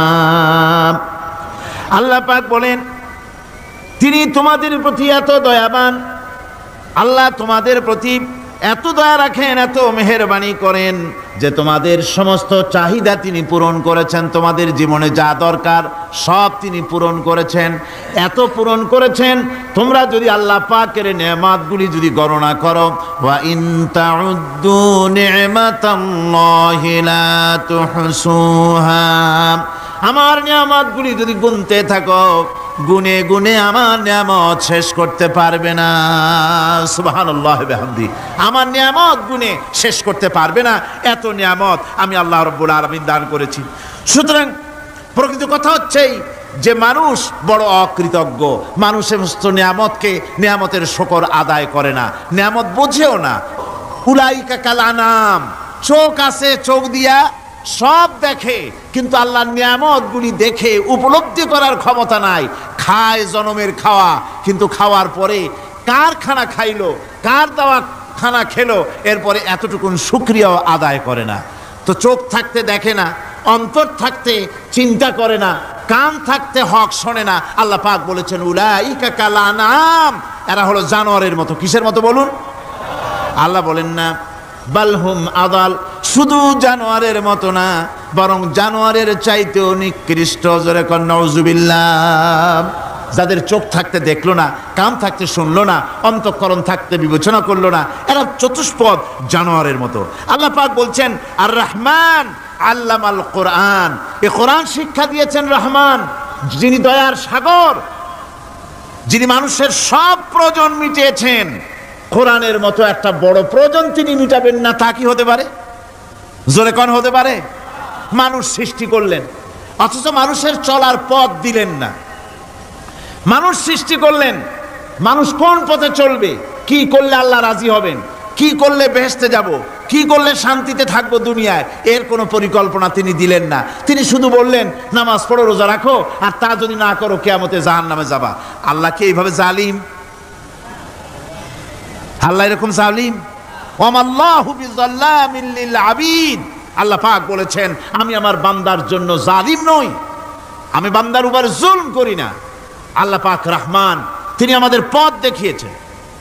তিনি কি সুন্দর, কত রহমত তার, কত দয়া। রহমান নাম দিয়ে সূরাটি শুরু করেছেন। এ কোরআন শিক্ষা দিয়েছেন তিনি, যিনি দয়াবান। আল্লাহ রাব্বুল আলামিন বলেন, আল্লাযী জাআলা লাকুমুল আরদা মাহাদান ওয়া জাআলা লাকুম ফীহা সুবুলান লাআল্লাকুম তাহতাদুন। তিনি আল্লাহ, যিনি তোমাদের জন্য এই পৃথিবীটাকে সমতল করেছেন, এই পৃথিবীটাকে সুন্দর করেছেন, সমতল করে দিয়েছেন। আর তোমাদের চলার জন্য তিনি রাস্তা তৈরি করেছেন, সমতল জমিনের উপরে করে দিয়েছেন, পৃথিবীটাকে সমতল করেছেন, মাটিটাকে সুন্দর করেছেন, রহমত করেছেন।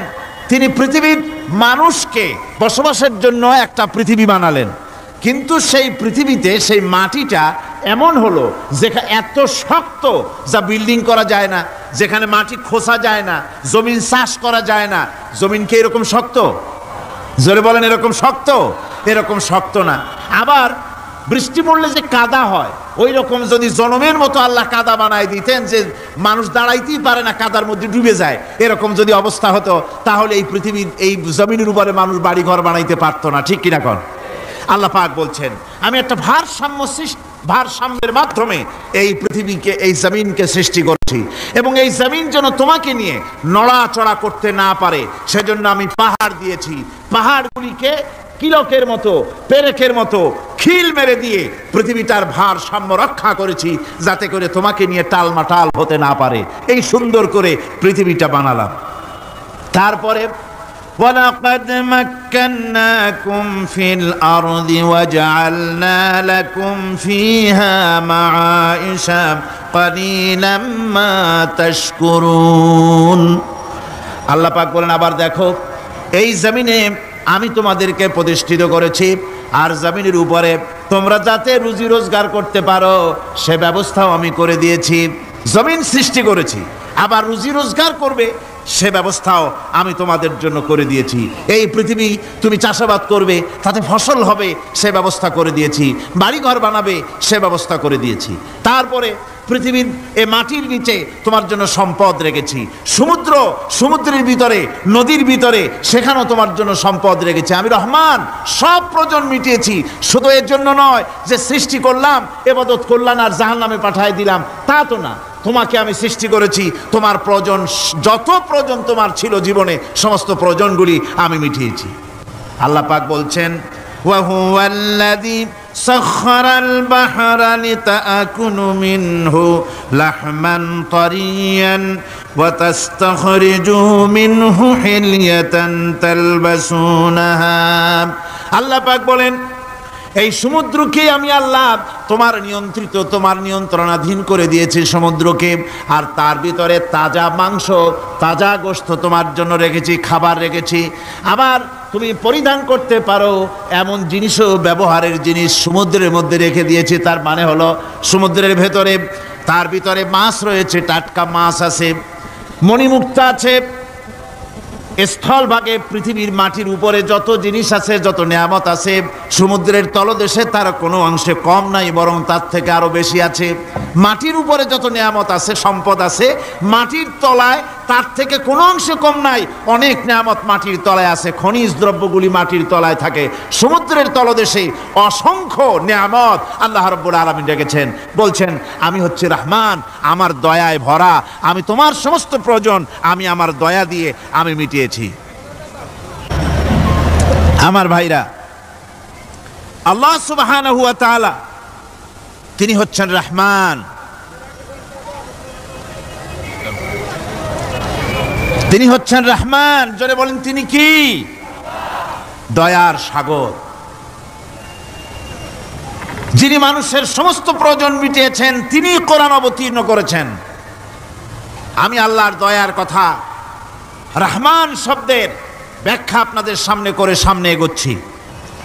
আল্লাহ পাক বলছেন যে আমি এই পৃথিবী সৃষ্টি করলাম, মাটিতে তোমাদের জন্য চতুষ্পদ জন্তু সৃষ্টি করেছি, বাতাসের উপরে পাখিরা সাঁতার কাটছে, আর পানির ভিতরে মৎস্যরাজি রয়েছে। এ সমস্ত প্রাণীগুলির আত্মরক্ষার জ্ঞান আমি দান করেছি, তারা তোমাদের জন্য উপকার করে। সেই পশুগুলির পশম দিয়ে তোমাদের কাপড় চোপড় তৈরি হয়, তারপরে তার চামড়া তোমরা পরিধান করো। এই পশুগুলিও তোমাদের জন্য আমি এক নিয়ামত হিসেবে দিয়েছি। وَالْأَنْعَامَ خَلَقَهَا لَكُمْ فِيهَا دِفْءٌ وَمَنَافِعُ وَمِنْهَا تَأْكُلُونَ। আল্লাহ সুবহানাহু ওয়া তাআলা বলেন, আমি মানুষের জন্য পশু তৈরি করেছি, চতুষ্পদ জন্তু সৃষ্টি করেছি, যার পশম দিয়ে তোমাদের জন্য শীতের পোশাক তৈরি হয়। আপনারা যে এই যে চাদর গায়ে দেন, কম্বল গায়ে দেন, এগুলো কার পশম? পশুর পশম। পশুগুলির, জন্তুগুলির পশম দিয়ে আপনাদের জামা কাপড়গুলি তৈরি হয়। তারপরে এই পশু আপনাদের জন্য বাড়িতে পাহারা লাগায়। আল্লাহ পাক বলছেন, এছাড়া এই পশুগুলি আমি এমন নিয়ামত দান করেছি সমুদ্রের ভিতরে, জমিনের উপরে, মাটির তলায়, আবার আকাশের উপরে, জমিনের উপরে বিচরণশীল জীবগুলিও তোমার জন্য তৈরি করেছি। وَتَحْمِلُ أَثْقَالَكُمْ إِلَى بَلَدٍ لَمْ تَكُونُوا بَالِغِيهِ إِلَّا بِشَقِّ الْأَنفُسِ। আল্লাহ পাক বলেন, এই পশুগুলি তোমাদের আরো অনেক উপকারে আছে। তোমাদের বোঝাগুলি, বড় বড় বোঝাগুলি তারা এক শহর থেকে আর এক শহরে, দূর থেকে দূরান্তরে পিঠে করে তারা বহন করে নিয়ে যায়।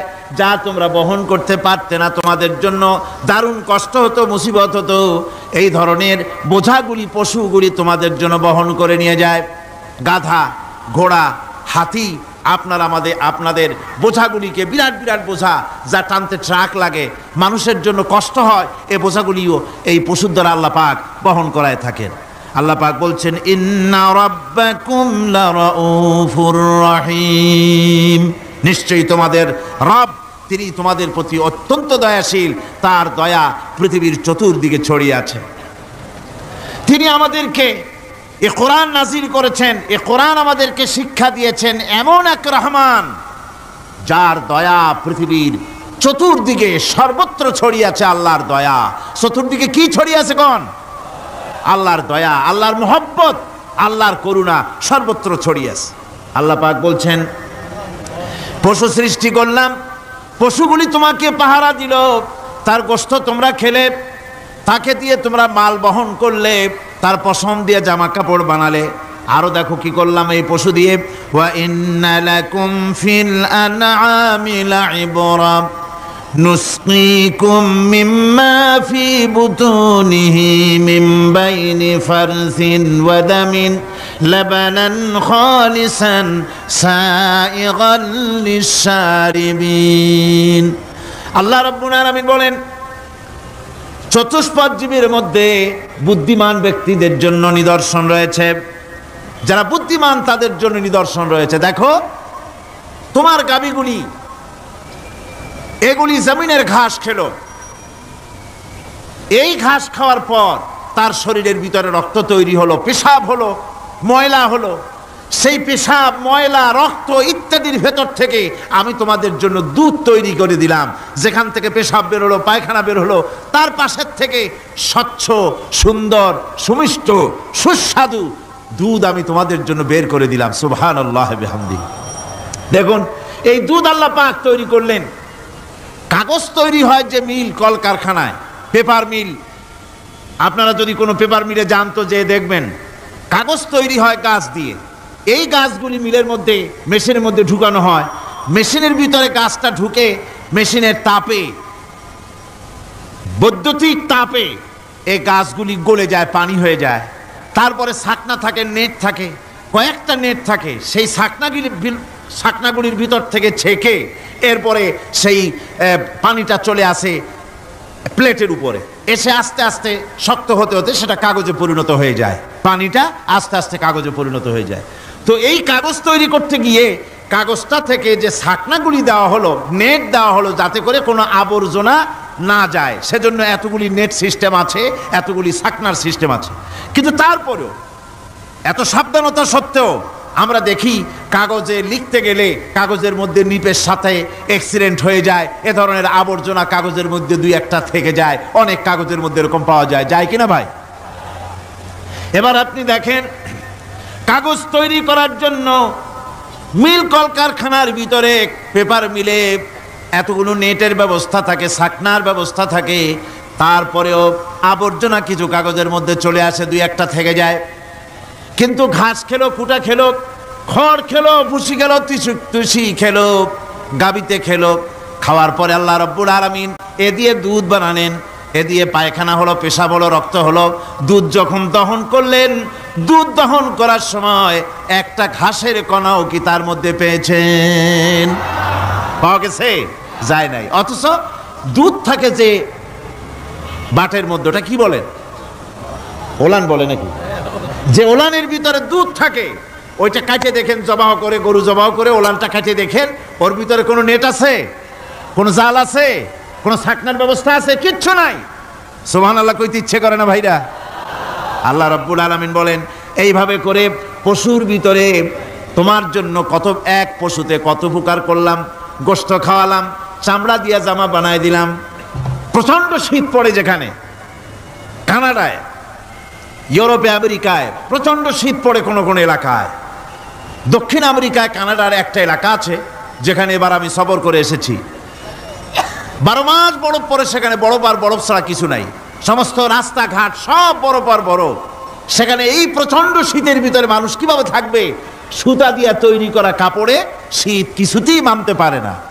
আমি তো গেছি এমন এক জায়গায়, কানাডা এবং আমেরিকায় যেখানে ছিলাম, সেখানে শীত ছিল -11 টেম্পারেচার, -11। এখন বোঝেন যে ঠান্ডাটা কি পরিমাণ। মুখের থেকে থুতু ফেললে আপনি চেহারা ফিরাতে পারবেন না, এর মধ্যে আপনার থুতু বরফ হয়ে যাচ্ছে। এই রকমের প্রচন্ড ঠান্ডায় সব রকমের কাপড় চোপড় যা ছিল এগুলো সব কিনে গায়ে দিয়ে আমি 1-3 হয়ে গেছি ফুলিয়া। তারপরেও আমার মনে হচ্ছে ঠান্ডা আমার হাত দিয়ে স্পর্শ করতেছে। তাহলে বরফের দেশ যেটা, এস্কিমোরা যেখানে বাস করে, সেই মানুষগুলির অবস্থা কি? ওই এস্কিমোরা যেখানে বাস করবে 12 মাস যেখানে বরফ পড়বে, ওই জায়গার মানুষগুলো কি করে কি গায়ে দিয়া বাঁচবে? এ পরিকল্পনা, এই চিন্তা দুনিয়ায় কেউ করে নাই, রহমান করেছেন। আল্লাহ রাব্বুল আলামিন পশু তৈরি করেছেন, পশুর গায়ে পশম দিয়েছেন, চামড়া দিয়েছেন। সেই জায়গার মানুষগুলি চামড়া দিয়া জামা তৈরি করে গায়ে লাগায়, শীত ঢোকে না। সুবহানাল্লাহ বিহামদিহি। চামড়া দিয়ে জামা তৈরি হচ্ছে, কাপড় চোপড় তৈরি হচ্ছে। আল্লাহ বলেন এভাবে করে কত কিছু হলো। চামড়া দিয়া জামা বানাইলা, পশম দিয়ে শাল তৈরি করলে, কম্বল তৈরি করলে, গোশতগুলো পাইকারি দরে খাইলে জম্মের খাওয়া। তারপরে হাড্ডিগুলি দিয়ে শার্ট তৈরি করলে, এই পশু তোমাকে পাহারা দিল বাড়িতে, কুত্তায় সারা রাত পাহারা দেয় তোমার বাড়িতে। কুত্তা আবার পুলিশেও চাকরি করে। ইংল্যান্ডে, লন্ডনে দেখেছি আপনার, সেখানে কুকুর, ওকে ট্রেনিং দেওয়া হয়, কুকুর পুলিশে চাকরি করে। কোনো পুলিশ আছে হাবিলদার, সাব ইন্সপেক্টর, তবে কুত্তা জানে না যে সাব ইন্সপেক্টর কিনা আসে। বিভিন্ন বিভাগ তাকে দেওয়া হয়েছে এবং তারা এত নির্ভরযোগ্য, শুধুমাত্র চোরের ছবি আর তার ব্যবহৃত জামা কাপড় একটুখানি নাকে শুকায় দেবে কুত্তাকে, পুলিশ আর যাওয়া লাগবে না। এই কুত্তা পুলিশই যথেষ্ট।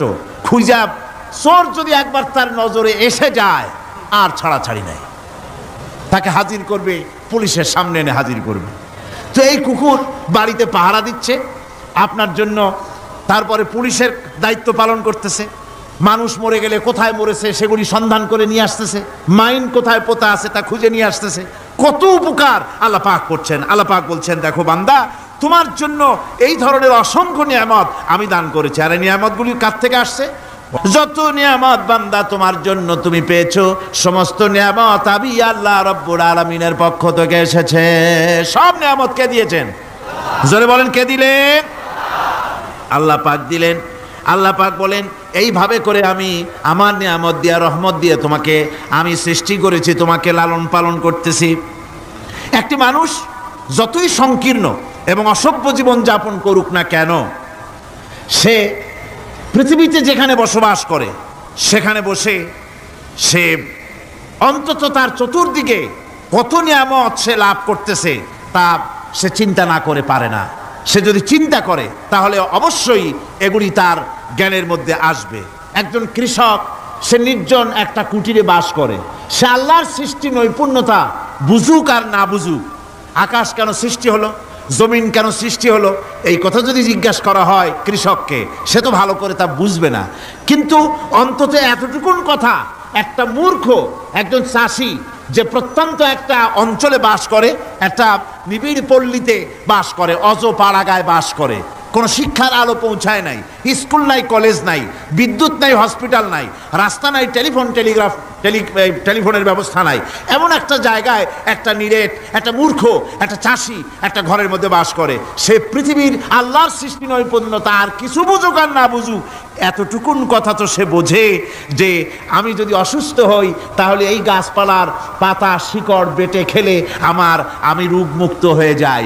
আমি প্রচণ্ড রৌদ্রে যখন পুড়ি গাছের তলায়, আমি ছায়া নিলে পরে আমি তখন আরাম পাই, ঠান্ডা পাই।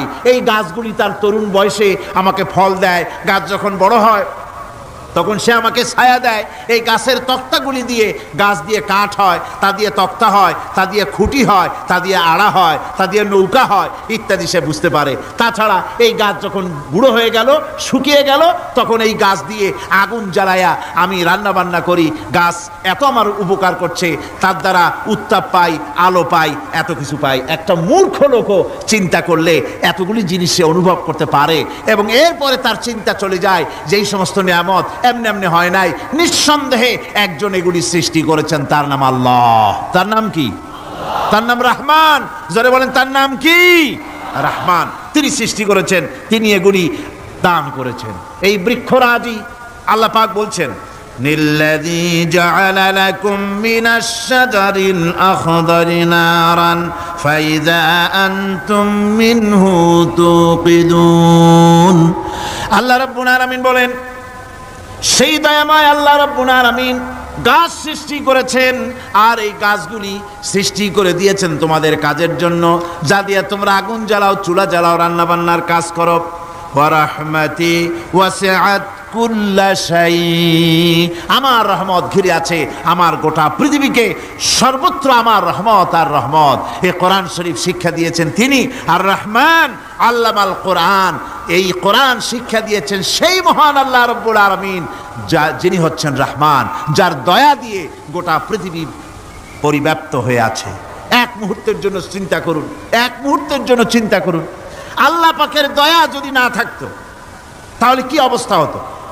এই পৃথিবী আছে, পৃথিবী আছে কিন্তু কোনো সৌন্দর্য নাই।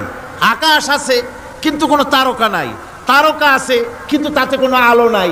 গাছ আছে কিন্তু তাতে কোনো সবুজ শ্যামলিমা নাই। আওয়াজ আছে কিন্তু তাতে কোনো সুর নাই। মানুষ আছে কিন্তু তার দেহের মধ্যে কোনো ঐক্য নাই। এই জাতীয় একটা পৃথিবীর চিন্তা মানুষ করতে পারে না। এটা একটা কবরস্থানের মতো অবস্থা হয়ে যাবে। আল্লাহ পাক বলছেন দেখো আকাশ বানাইছি, আবার সেই আকাশ দেখতে যেন সুন্দর হয় সেজন্য তারকা প্রদীপ দিয়ে আকাশকে সাজাইছি। যেরকম সুবহানাল্লাহ। আল্লাহ রাব্বুল আলামিন বলেন ওয়ালাকাদ যায়্যানাস সামাআদ দুনিয়া বিমাসাবিহ। আল্লাহ পাক বলেন এই দুনিয়ার আকাশ খানিকে তারকা প্রদীপ দিয়া সাজায় রেখেছি মনের মতন। দেখো তুমি তাকাইয়া কি সুন্দর করে নয়ন অবিরাম দৃশ্য আকাশ বানালাম, চতুর্দিকে তারকা রাত্রে ফুটে উঠল, যা দেখলে মানুষের নজর, মানুষের সুন্দর, তার চক্ষু শীতল হয়ে যায়। জোরে বলেন সুবহানাল্লাহ। সুন্দর করে এই আকাশটাকে আমি সাজিয়েছি। তারপরে আল্লাযী খালাকা সাবআ সামাওয়াতিন তিবাকা মা তারা মিন খালকির রাহমানি মিন তাফাবুত। স্রষ্টা তিনি সপ্ত আকাশ রচিলেন থরে থরে, কোনো ত্রুটি হেরিবে না তার পূর্ণ সৃজন পরে। চাহো তুমি তার সৃষ্টি পানে, দেখো কিছু ভুল চোখ, ফিরাও তোমার নয়ন খানি, ফিরাও তোমার মুখ। অক্ষমহীন দৃষ্টি তোমার সৃষ্টিতে পাবে ফাঁকি, ফিরাও তোমার নয়ন খানি, ফিরাও কাঙ্গালাখি। আল্লাহ পাক বলেন আমার আকাশের দিকে তাকাও, বারবার তাকাও, সূর্যের দিকে তাকাও, চন্দ্রের দিকে তাকাও, গাছপালার দিকে তাকাও, তাকায় দেখো কোনো ভুল আছে নাকি, ভালো করে দেখো কোনো ভুল আছে নাকি। আল্লাহ পাক বলেন আবার তাকাও, দেখতে দেখতে তোমার চক্ষু দুর্বল হয়ে তোমার কাছেই ফিরে আসবে। আমার সৃষ্টি নৈপুণ্যতার ভিতরে কোনো ভুল পাবে না। সুবহানাল্লাহ। একজন দরবেশ সাহেব তিনি একবার এই সূরার পড়তেছিলেন, মুখস্থ তেলাওয়াত করতেছিলেন, একটা গাছের তলায় বসে, একটা বট গাছের তলায় বসে এটা তেলাওয়াত করতেছিলেন। যখন তিনি পড়লেন হাল তারা মিন ফুতুর, আমার সৃষ্টি নৈপুণ্যতার ভিতরে কোনো ভুল পাওয়া যায় নাকি। দরবেশ সাহেব চিত হয়ে শুয়ে শুয়ে তেলাওয়াত করতেছেন আর বলছেন আল্লাহ রাব্বুল আলামিন তোমার সৃষ্টি নৈপুণ্যতার ভিতরে কোনো ভুল ধরার ক্ষমতা তো কোনো মানুষের নাই। তবে একটা জিনিস আমার নজরে পড়ল, এই যে বিরাট বট গাছটা, পৃথিবীতে যত গাছ আছে যেমন গাছ তেমন ফল, তাল গাছটা যেমন ফলও তেমন, নারকেল গাছটা যেমন ফলটাও তেমন, কিন্তু এত বড় বিশাল বট গাছ ফল হতেছে ছোট্ট ছোট্ট ট্যাবলেটের মতো। গাছটা যেমন ফলটা তেমন হয় নাই। আল্লাহ এটা ভুল না, তুমি বলেছো যে দেখো কোনো ভুল টুল আছে নাকি, তো ভুল তো না, আমার চোখে এটা লাগলো, যেমন গাছ তেমন ফল হয় না। দরবেশ সাহেব চিত হয়ে শুয়ে শুয়ে তেলাওয়াত করছেন, মনের মধ্যে এই চিন্তা আসলো গাছটা যেমন তেমন ফলটা হলো না। দরবেশ সাহেব বলেন এই চিন্তা করতেছি, হঠাৎ করে একটা দমকা হওয়া বয়ে গেল, ডালে ডালে বাড়ি লেগে গেল, একটা আদা পাকা বটের ফল অনেক উপর থেকে বৃন্তচ্যুত হয়ে চট করে এসে আমার নাকের উপরে ফট করে পড়ল। নাকের উপরে এমন ভাবে পড়ছে, নাকটা জ্বলে উঠছে। আমি সেজদায় পড়ে গেলাম। দরবেশ সাহেব বলেন, আমি সেজদায় পড়ে গেলাম, চোখের পানি ফেলে আল্লাহর দরবারে মাপ চাইলাম। বললাম, রব্বুল আলামিন, তোমার কোনো জিনিসের ভিতরে কোনো খুঁত নাই, নিখুঁত জিনিস তুমি বানাইছো, কোনো ভুল নাই। আমি চিন্তা করেছিলাম নারকেল গাছ যেমন তার ফলও তেমন, তাল গাছ যেমন তার ফলও তেমন, বট গাছটা যেমন তেমন ফল। আমার আন্দাজ মতো, আমার চিন্তা মতো যত বড় বট গাছ অত বড় ফলটা যদি হতো, বটের ফলটা যে পজিশন নিয়ে আমার নাকে পড়েছিল, গাছ যেমন ফল তেমন হলো, নাকও যেত, আমার মাথাও যেত। আল্লাহ রাব্বুল আলামিন বলেন, দেখো বান্দা, আমার সৃষ্টি নৈপুণ্যতার মধ্যে কোনো ভুল পাবে না। সুবহানাল্লাহ ওয়া বিহামদিহি, কোনো ভুল নাই। বারবার তাকাও, কোনো ভুল পাবে না। আল্লাহ সুবহানাহু ওয়া তাআলা সুন্দর করে বানিয়েছেন, যা দেখবেন শুধু সুন্দর আর সুন্দর। সুবহানাল্লাহ বলে, শুধুই সুন্দর। ফুলের সৌন্দর্য দেখেন, গাছের সৌন্দর্য দেখেন, জমিনের সৌন্দর্য দেখেন, পাখির সৌন্দর্য দেখেন। আল্লাহ পাক যা বানালেন সবগুলিকে আল্লাহ পাক সুন্দর করে করে সৃষ্টি করেছেন, সব গুছিয়ে গুছিয়ে সুন্দর করে করে বানিয়েছেন, অসুন্দর করে কিছু বানান নাই। ফুল দেখতে কত সুন্দর, ফুলের থেকে ফল হয়, সে ফল হওয়ার জন্য ফুলের পুংকেশর আর স্ত্রী কেশরের মিলন ঘটতে হয়। তো ফুল তো আর চলতে পারে না, এই মিলনটা কেমনে হবে? এই জন্য আল্লাহ পাকের রুচি দেখেন, আল্লাহ পাকের রহমত দেখেন, আল্লাহর কুদরত চিন্তা করুন। সুবহানাল্লাহ ওয়া বিহামদিহি। ফুল সুন্দর জিনিস, ফুলের চাইতে আর কিছু সুন্দর আছে নাকি? এত সুন্দর ফুল, এই পুংকেশর এবং স্ত্রী কেশরের বিনিময়টা কে করবে? এইটা করার জন্য আল্লাহ পাক এই দায়িত্ব তেলাপোকাকে দেন নাই, দিছেন নাকি? আরশোলাকে দিছেন, সার পোকাকে দিছেন, উই পোকাকে দিছেন, তাতে ফুলের ইজ্জত নয়। ফুল যেমন সুন্দর, আল্লাহর রুচি, আল্লাহ রাব্বুল আলামিনের সৌন্দর্য বোধ কত বিরাট, কত মহান আল্লাহ পাক। ফুল যেমন সুন্দর, ওই সুন্দর ফুলের উপরে তেলাপোকা পড়লে ফুলের সৌন্দর্য নষ্ট হবে। এজন্য আল্লাহ পাক ফুল যেমন সুন্দর, ওই পুংকেশর আর স্ত্রী কেশরের মিলন ঘটাবার জন্য রব্বুল আলামিন সুন্দর প্রজাপতির ব্যবস্থা করেছেন। ফুলও যেমন সুন্দর, প্রজাপতিও সুন্দর। প্রজাপতির ডানায় কোন শিল্পী কোন তুলি দিয়ে এত রং লাগালো? সুবহানাল্লাহ ওয়া বিহামদিহি, সুবহানাল্লাহ ওয়া বিহামদিহি। কি সুন্দর প্রজাপতি আল্লাহ তৈরি করলেন। আল্লাহ পাক বলছেন, এমনি সুন্দর করে বানালাম, মানুষ বানাইছি, সে মানুষের সৌন্দর্য দেখো। দুইটা চোখ দিলাম দেখার জন্য। চোখ কি জন্যে? এখন এই চোখ দুটা যদি কুমিরের মতো আল্লাহ গোল বানাই দিতেন, চোখ গোল এইরকম কুমিরের মতো দেখতে বিশ্রী হতো। চোখ দুটোকে আল্লাহ টানা টানা করেছেন, চোখের উপরে ভুরু লাগিয়েছেন, তাতে আবার পশম দিয়েছেন, চোখে পিসি দিয়েছেন, চোখের ভিতরে মণিটা কালো করেছেন, তার চতুর্দিকে সাদা অংশকে নীলাভ করেছেন যাতে কালোটা আরো ফুটে ওঠে। সুবহানাল্লাহ ওয়া বিহামদিহি। কত সৌন্দর্য আল্লাহ রাব্বুল আলামিন মানুষকে দিয়েছেন। আল্লাহর রহমতের ওয়াজ সারা বছর করলেও তো ফুরাবে না, এত রহমত, এত দয়া আল্লাহ সুবহানাহু ওয়া তাআলা। মানুষ আল্লাহ কি সুন্দর করে বানালেন। একবার একজন দরবেশ সাহেব রাস্তা দিয়ে যাচ্ছেন, প্রতিমধ্যে তিনি দেখতে পেলেন নদী থেকে এক কলসি পানি নিয়ে এক যুবতী সুন্দরী মেয়ে রাস্তা বেয়ে যেতেছে। দরবেশ সাহেব দাঁড়ায় গেলেন আর ওই যুবতীর দিকে এক নজরে তাকায় আছেন, চোখে পলক দেয় না। এরপরে যুবতী থমকে দাঁড়ায় গেল। আধা বুড়া মানুষ, দাড়ি অর্ধেক পাইকে গেছে, দেখতে দেখায় খুব বুজুর্গ মানুষ, কিন্তু রাস্তায় আমার একা পাইয়া এমনি করে তাকিয়ে আছে আর চোখ দিয়েও তো পানি পড়ে। ব্যাপারটা কি? দরবেশ কাঁদে কেন? প্রতিমধ্যে আমাকে একা পেয়ে দরবেশ কাঁদে কেন, তাকিয়ে আছে কেন? মহিলার চিন্তা জাগলো। শেখ সাদী রহমতুল্লাহ আলাইহি ঘটনা লিখেছেন, বাংলা কবিতার অনুবাদ করেছেন। একদা সুখদায়ক প্রমোদা বদন, দর্শন করি মম ঝরিল নয়ন। হেসে কহে সেরূপসী সবিস্ময় মন, কহ দেখি মহাশয় কহ কি কারণ। বিষয় বিরাগী তুমি ভুবনে প্রচার, কি হেতু জন্মিল তব মানস বিকার। যুবতী মেয়েটি বলছে, ওগো দরবেশ সাহেব, হুজুর সাহেব, আমি একটা যুবতী মেয়ে লোক, রাস্তায় আমাকে একা পেয়ে আপনি আমার দিকে তাকায় আছেন আর কাঁদতেছেন। এই বৃদ্ধ বয়সে ভীমরতি হলে কেন? আমাকে দেখে কাঁদেন কেন? আর এক নজরে কেন তাকায়ছেন? কারণটা কি? কি কুমতলব আছে? দরবেশ সাহেব বলছেন, হেসে কহিলাম বালে করহ শ্রবণ, নেত্র ঝরে তবু হেতু ভেব না এমন।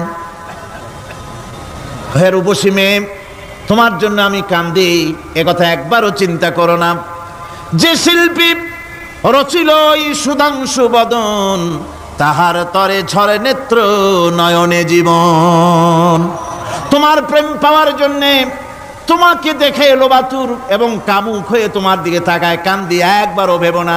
আল্লাহর কসম, আমি কাঁদতেছি তোমার এত সুন্দর স্বাস্থ্য আর চেহারা যে আল্লাহ রাব্বুল আলামিন বানায় দিলেন, না জানি সেই আল্লাহ কত সুন্দর। যার সৃষ্টি এত সুন্দর সে আল্লাহ রাব্বুল আলামিন না জানি কত সুন্দর। আল্লাহ পাক সেই সুন্দর আল্লাহ রাব্বুল আলামিনকে দেখার তৌফিক যেন আমরা পাই। জোরে কোন আমিন, আরো জোরে বলেন আমিন। আল্লাহ পাক বলছেন, আমি সুন্দর করে সব তৈরি করে দিয়েছি। বুঝবে তারা যারা চিন্তাশীল, যারা গবেষণা করে। ইন্না ফি খালকিস সামাওয়াতি ওয়াল আরদি ওয়া ইখতিলাফিল লাইলি ওয়ান নাহার লাআয়াতিন লিউলিল আলবাব। নিশ্চয়ই যারা নাকি জ্ঞানবান, তারা রাত এবং দিনের পরিবর্তন, আকাশ এবং জমিনের সৃষ্টি ইত্যাদির ব্যাপারে, এই সৃষ্টি নৈপুণ্যতার ব্যাপারে তারা চিন্তা করে, গবেষণা করে। রাত এবং দিনের পার্থক্য মানুষের জীবনকে জীবন পদ্ধতিকে দুই ভাগে বিভক্ত করেছে, রাত এবং দিন। দেখেন আল্লাহর রহমত এবং কুদরত সব জায়গায়। রাত এবং দিন মানুষের জীবন চলার পথকে, জীবন পদ্ধতিকে কয় ভাগে ভাগ করেছে? দুই ভাগ। আল্লাহ পাক বলেন, ওয়াজআলনাল লাইলা লিবাসান ওয়াজআলনান নাহারা মাআশা। আমি রাতকে করেছি শান্তির বাহন, রাতকে করেছি আচ্ছাদন, শান্তির বাহন, আর দিনকে করেছি রোজগার করার জন্য। দিনের বেলায় রোজগার করবে, কামাই রুজি করবে, কল কারখানায় যাবে, খেতে খামারে যাবে, অফিস আদালতে যাবে, কাজ কাম করবে। এ কাজ করে করে শরীরের ভিতরে ক্লান্তি আসে, অবসাদ এসে যায়। আল্লাহ রাব্বুল আলামিন বলেন, আমি আবার রাত বানালাম। ওই রাতের বেলায় মানুষ যখন ঘুমায় যায়, এই ঘুম তার সমস্ত অবসাদ আর ক্লান্তি দূর করে দিয়ে সকাল বেলায় আবার তাজা মানুষ করে সমস্ত একেবারে পরিপূর্ণ কর্মক্ষম একজন মানুষে তাকে পরিণত করে দেয়। রাতটাকে আচ্ছাদন করে দিয়েছি, দিনের কোলাহল মুক্ত রাত। সূর্যের আলোর ঝলকানি, তীব্র আলো নাই, চিৎকার নাই, আওয়াজ নাই। রাতের একটি অন্ধকার চাদর পরিয়ে দিলাম এই পৃথিবীর উপরে। রাতের একটি অন্ধকার চাদর পৃথিবীর উপরে পরিয়ে দিলাম। কোলাহল মুক্ত পৃথিবী। এখন সূর্যের তীব্র আলো আর নাই। এখন আরামে তুমি ঘুমিয়ে যাও, ঘুমাও, আবার সকালবেলা উঠে তুমি কাজ করবে। আল্লাহ পাক বলেন, আমি এভাবে ومن رحمته جعل لكم الليل والنهار لتسكنوا فيه ولتبتغوا من فضله। আল্লাহর রহমতের ভিতরে এটাও রহমত, আল্লাহর করুণা, আল্লাহর দয়া যে তিনি দিনকে করেছেন রুজি কামার জন্য, রাতকে করেছেন তিনি তোমাদের জন্য ঘুমাবার জন্য, বিশ্রামের জন্য। এই ব্যবস্থা আল্লাহ রাব্বুল আলামিন করেছেন, যিনি তোমাদেরকে দুপুর বেলায়, বিকেল বেলায়ও তোমাদেরকে অবসাদ গ্রহণের জন্য, আরামের জন্য দুপুর এবং বিকাল, সকাল ইত্যাদি তৈরি করেছেন। কোরআন শরীফের ভিতরে আল্লাহ পাক এ সমস্ত কথাগুলি ব্যাখ্যা সহকারে বলে দিচ্ছেন যে আমার রহমত ওয়াসিআত রাহমাতি কুল্লে, সেই সমস্ত জিনিসের চতুর্দিকে, তুমি যেখানে আছো তার চতুর্দিক, আকাশ এবং জমিন, আমার রহমত তোমাকে ঘিরে রেখেছে। এ কোরআন নাজিল করেছেন সেই আল্লাহ, সেই রহমান, যার দয়া সর্বত্র ছড়িয়ে আছে। আল্লাহ পাক বলছেন, এরপরে তোমাকে সৃষ্টি করলাম, জমিন সৃষ্টি করলাম খাবারের জন্য। আমার রহমতের বিষয়টা দেখো, আমি এমন দয়াবান, এমন মেহেরবান। এবার তোমার খাবারের জরুরত হলো, তুমি কি খাবে? সেজন্য এই জমিনে ফসলের ব্যবস্থা আমি আল্লাহ করেছি। জোরে বলেন সুবহানাল্লাহ। জমিন শুকায় গেছে,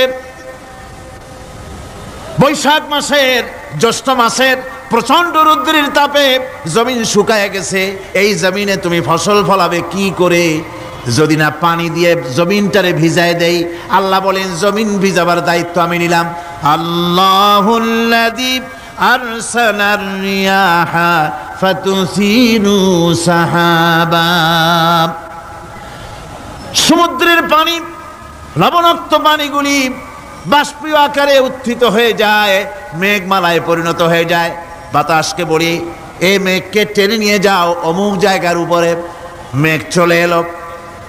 আল্লাহ বলেন ফাসুকনাহু ইলা বালাদিম মাইয়িতিন ফাআহইয়ানা বিহিল আরদা বাদা মাউতিহা কাযালিকান নুশুর।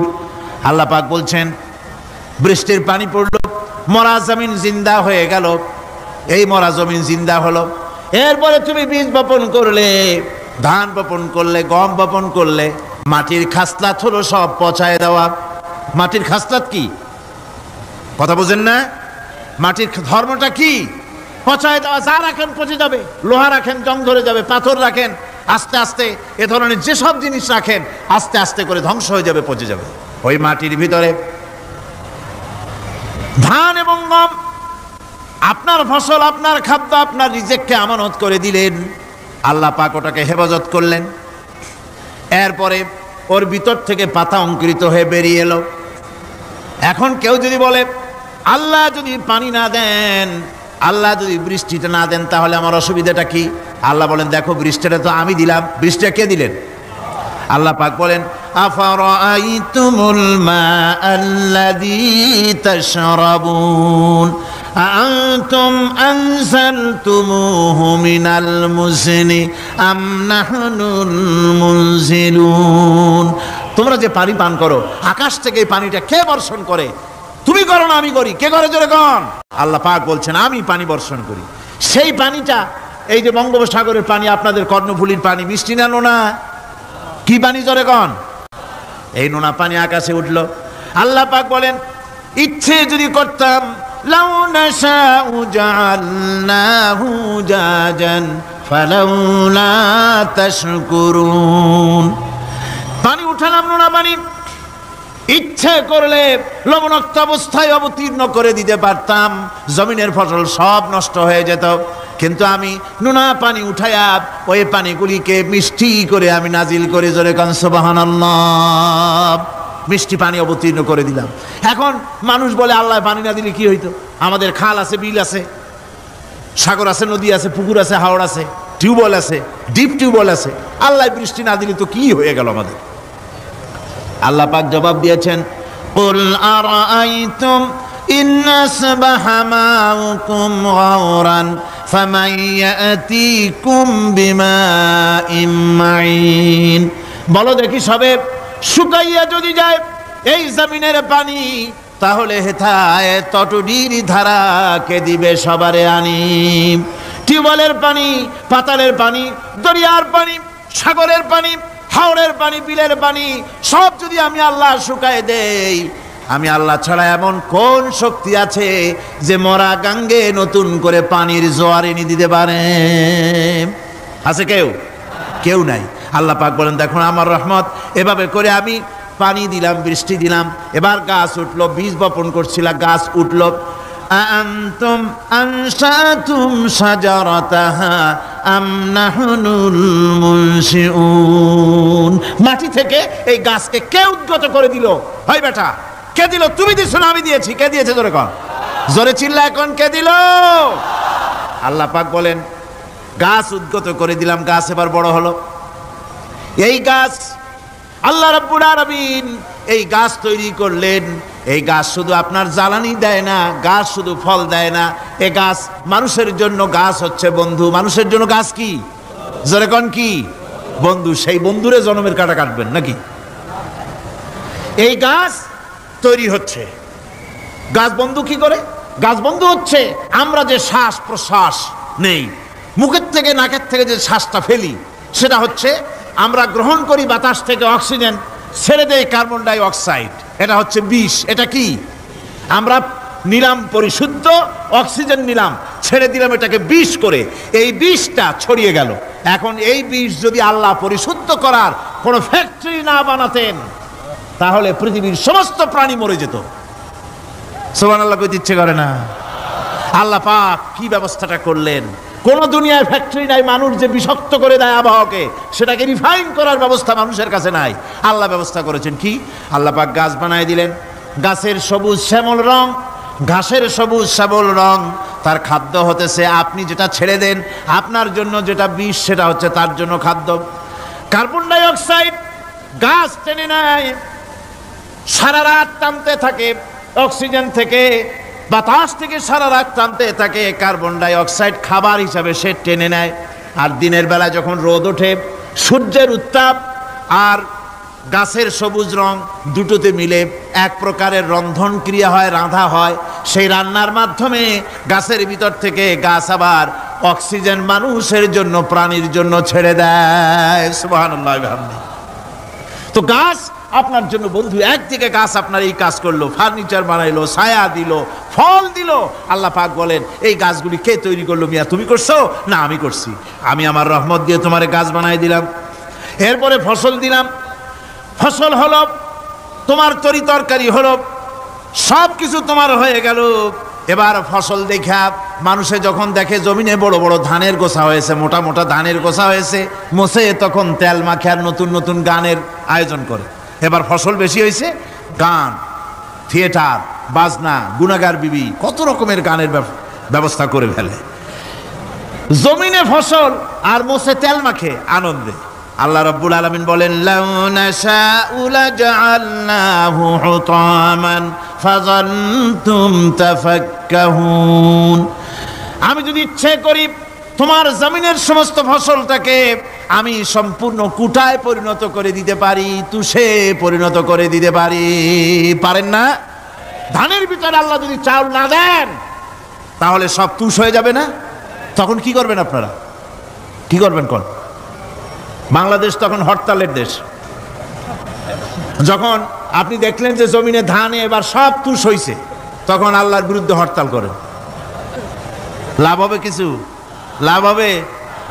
আল্লাহর বিরুদ্ধে আপনারা অনশন ধর্মঘট করেন, লাভ হবে কিছু? কোনো লাভ হবে না।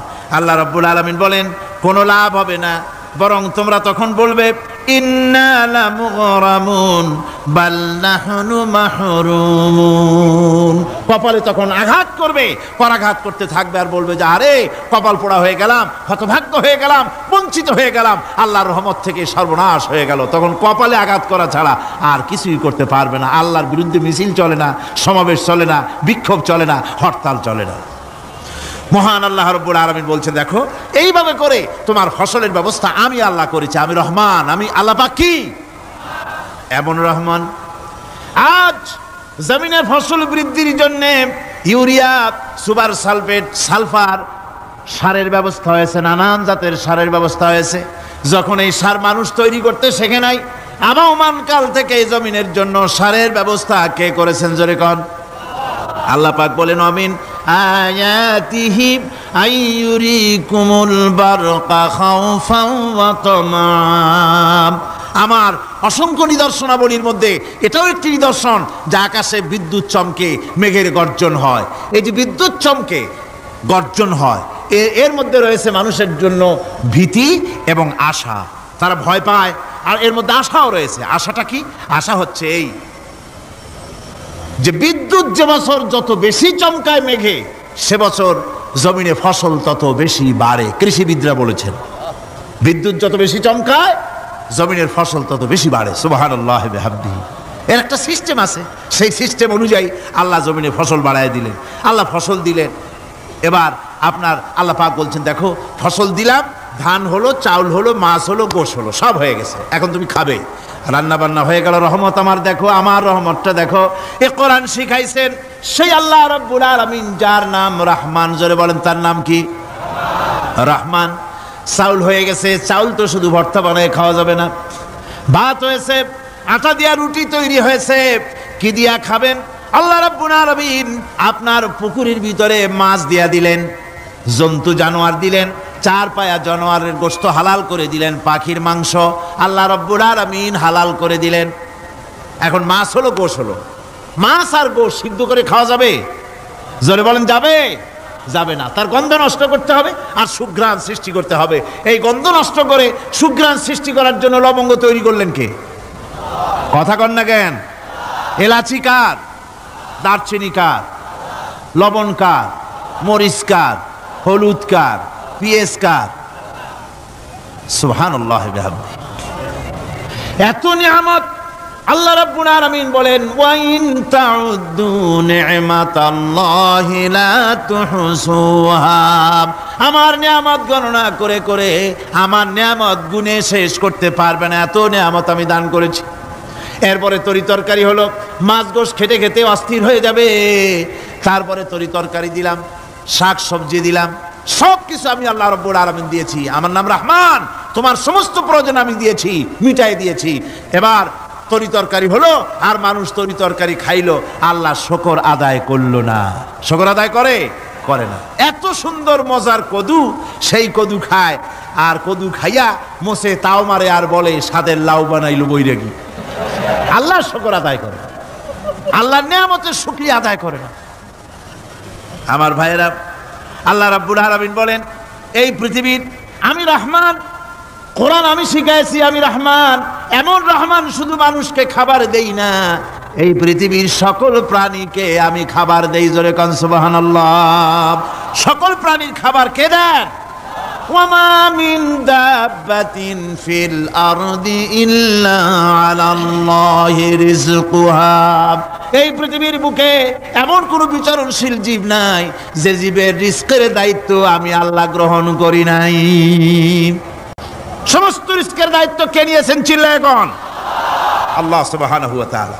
আচ্ছা আপনি কত দেখি, একজন জমিদার, একজন বড় লোক, চৌধুরী, খুব বড় লোক, তার বাড়িতে 20 জন লোক গেছে রাতের বেলায়। রাতের বেলায় 20 জন লোক গিয়ে মেহমান হইল।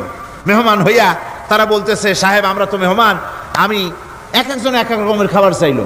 একজনে বললো আমি হরিণ খাবো, আর একজনে কয় আমি মুরগি খাবো, আর একজনে বললো আমি খরগোশ খাবো, আর একজনে বললো আমি হাতি খাবো, আর একজনে বললো আমি ছাগল খাবো। 20 জন মানুষের 20 রকমের খাবার চাইলো। একজনে কয় বোয়াল মাছ খাবো, আর একজনে কয় রুই মাছ খাবো। 20 জনে 20 রকমের খাবার দাবি করলো। বলেন জমিদার তো বাড়ির দ্বারে, জমিদারের বাপ, সেও কি পারবে 20 জনকে 20 রকমের খাবার পরিবেশন করতে? কোনো প্রস্তুতি ছাড়া পারবে? পারবে। কোনো প্রস্তুতি ছাড়া, কোনো প্রস্তুতি ছাড়া জমিদার হোক রাজা বাদশাহ হোক 20 জন মানুষের খাবার 20 রকমের দিতে পারে না। আর আল্লাহ এমন রহমান, এই পৃথিবীর লক্ষ কোটি কোটি জাতির প্রাণীকে কোটি কোটি রকমের খাবার আল্লাহ রাব্বুল আলামিন পরিবেশন করতেছেন। সাপের খাবার একরকম, ব্যাঙের খাবার আর এক রকম। ব্যাঙে যা খায় সাপে তা খায় না, সাপে যা খায় ব্যাঙে তা খায় না। হাতির খাবার, গন্ডারের খাবার, ভল্লুকের খাবার, বাঘের খাবার, সিংহের খাবার, মানুষের খাবার, ছাগলের খাবার, মুরগির খাবার, মশার খাবার, সারপোকার খাবার, সমস্ত খাবার ভিন্ন ভিন্ন। আবার সমস্ত খাবারের মজা আল্লাহ রাব্বুল আলামিন আলাদা আলাদা করে দিয়েছেন। এমন রহমান, আপনার পেট ভরবেন শুধু স্বাস্থ্য বানাবার জন্য, পেট ভরে খাওয়া দরকারটা ছিল। আল্লাহ পাক দেখলেন যে না, শুধু পেট ভরলে তো এরকম খাইতে চাইবে না, তাই আল্লাহ রাব্বুল আলামিন জিহ্বা দিয়ে দিলেন যাতে করে মজা লাগে আর খায়। সব রকমের মজা, এক এক গোশতে, এক এক মাছে, এক এক তরকারিতে এক এক রকম মজা। না সব রকম মজা, সব একরকম মজা, ভিন্ন ভিন্ন রকমের মজা। আল্লাহ পাক বলেন আমি রহমান, দেখো আমি কিভাবে খাওয়াই।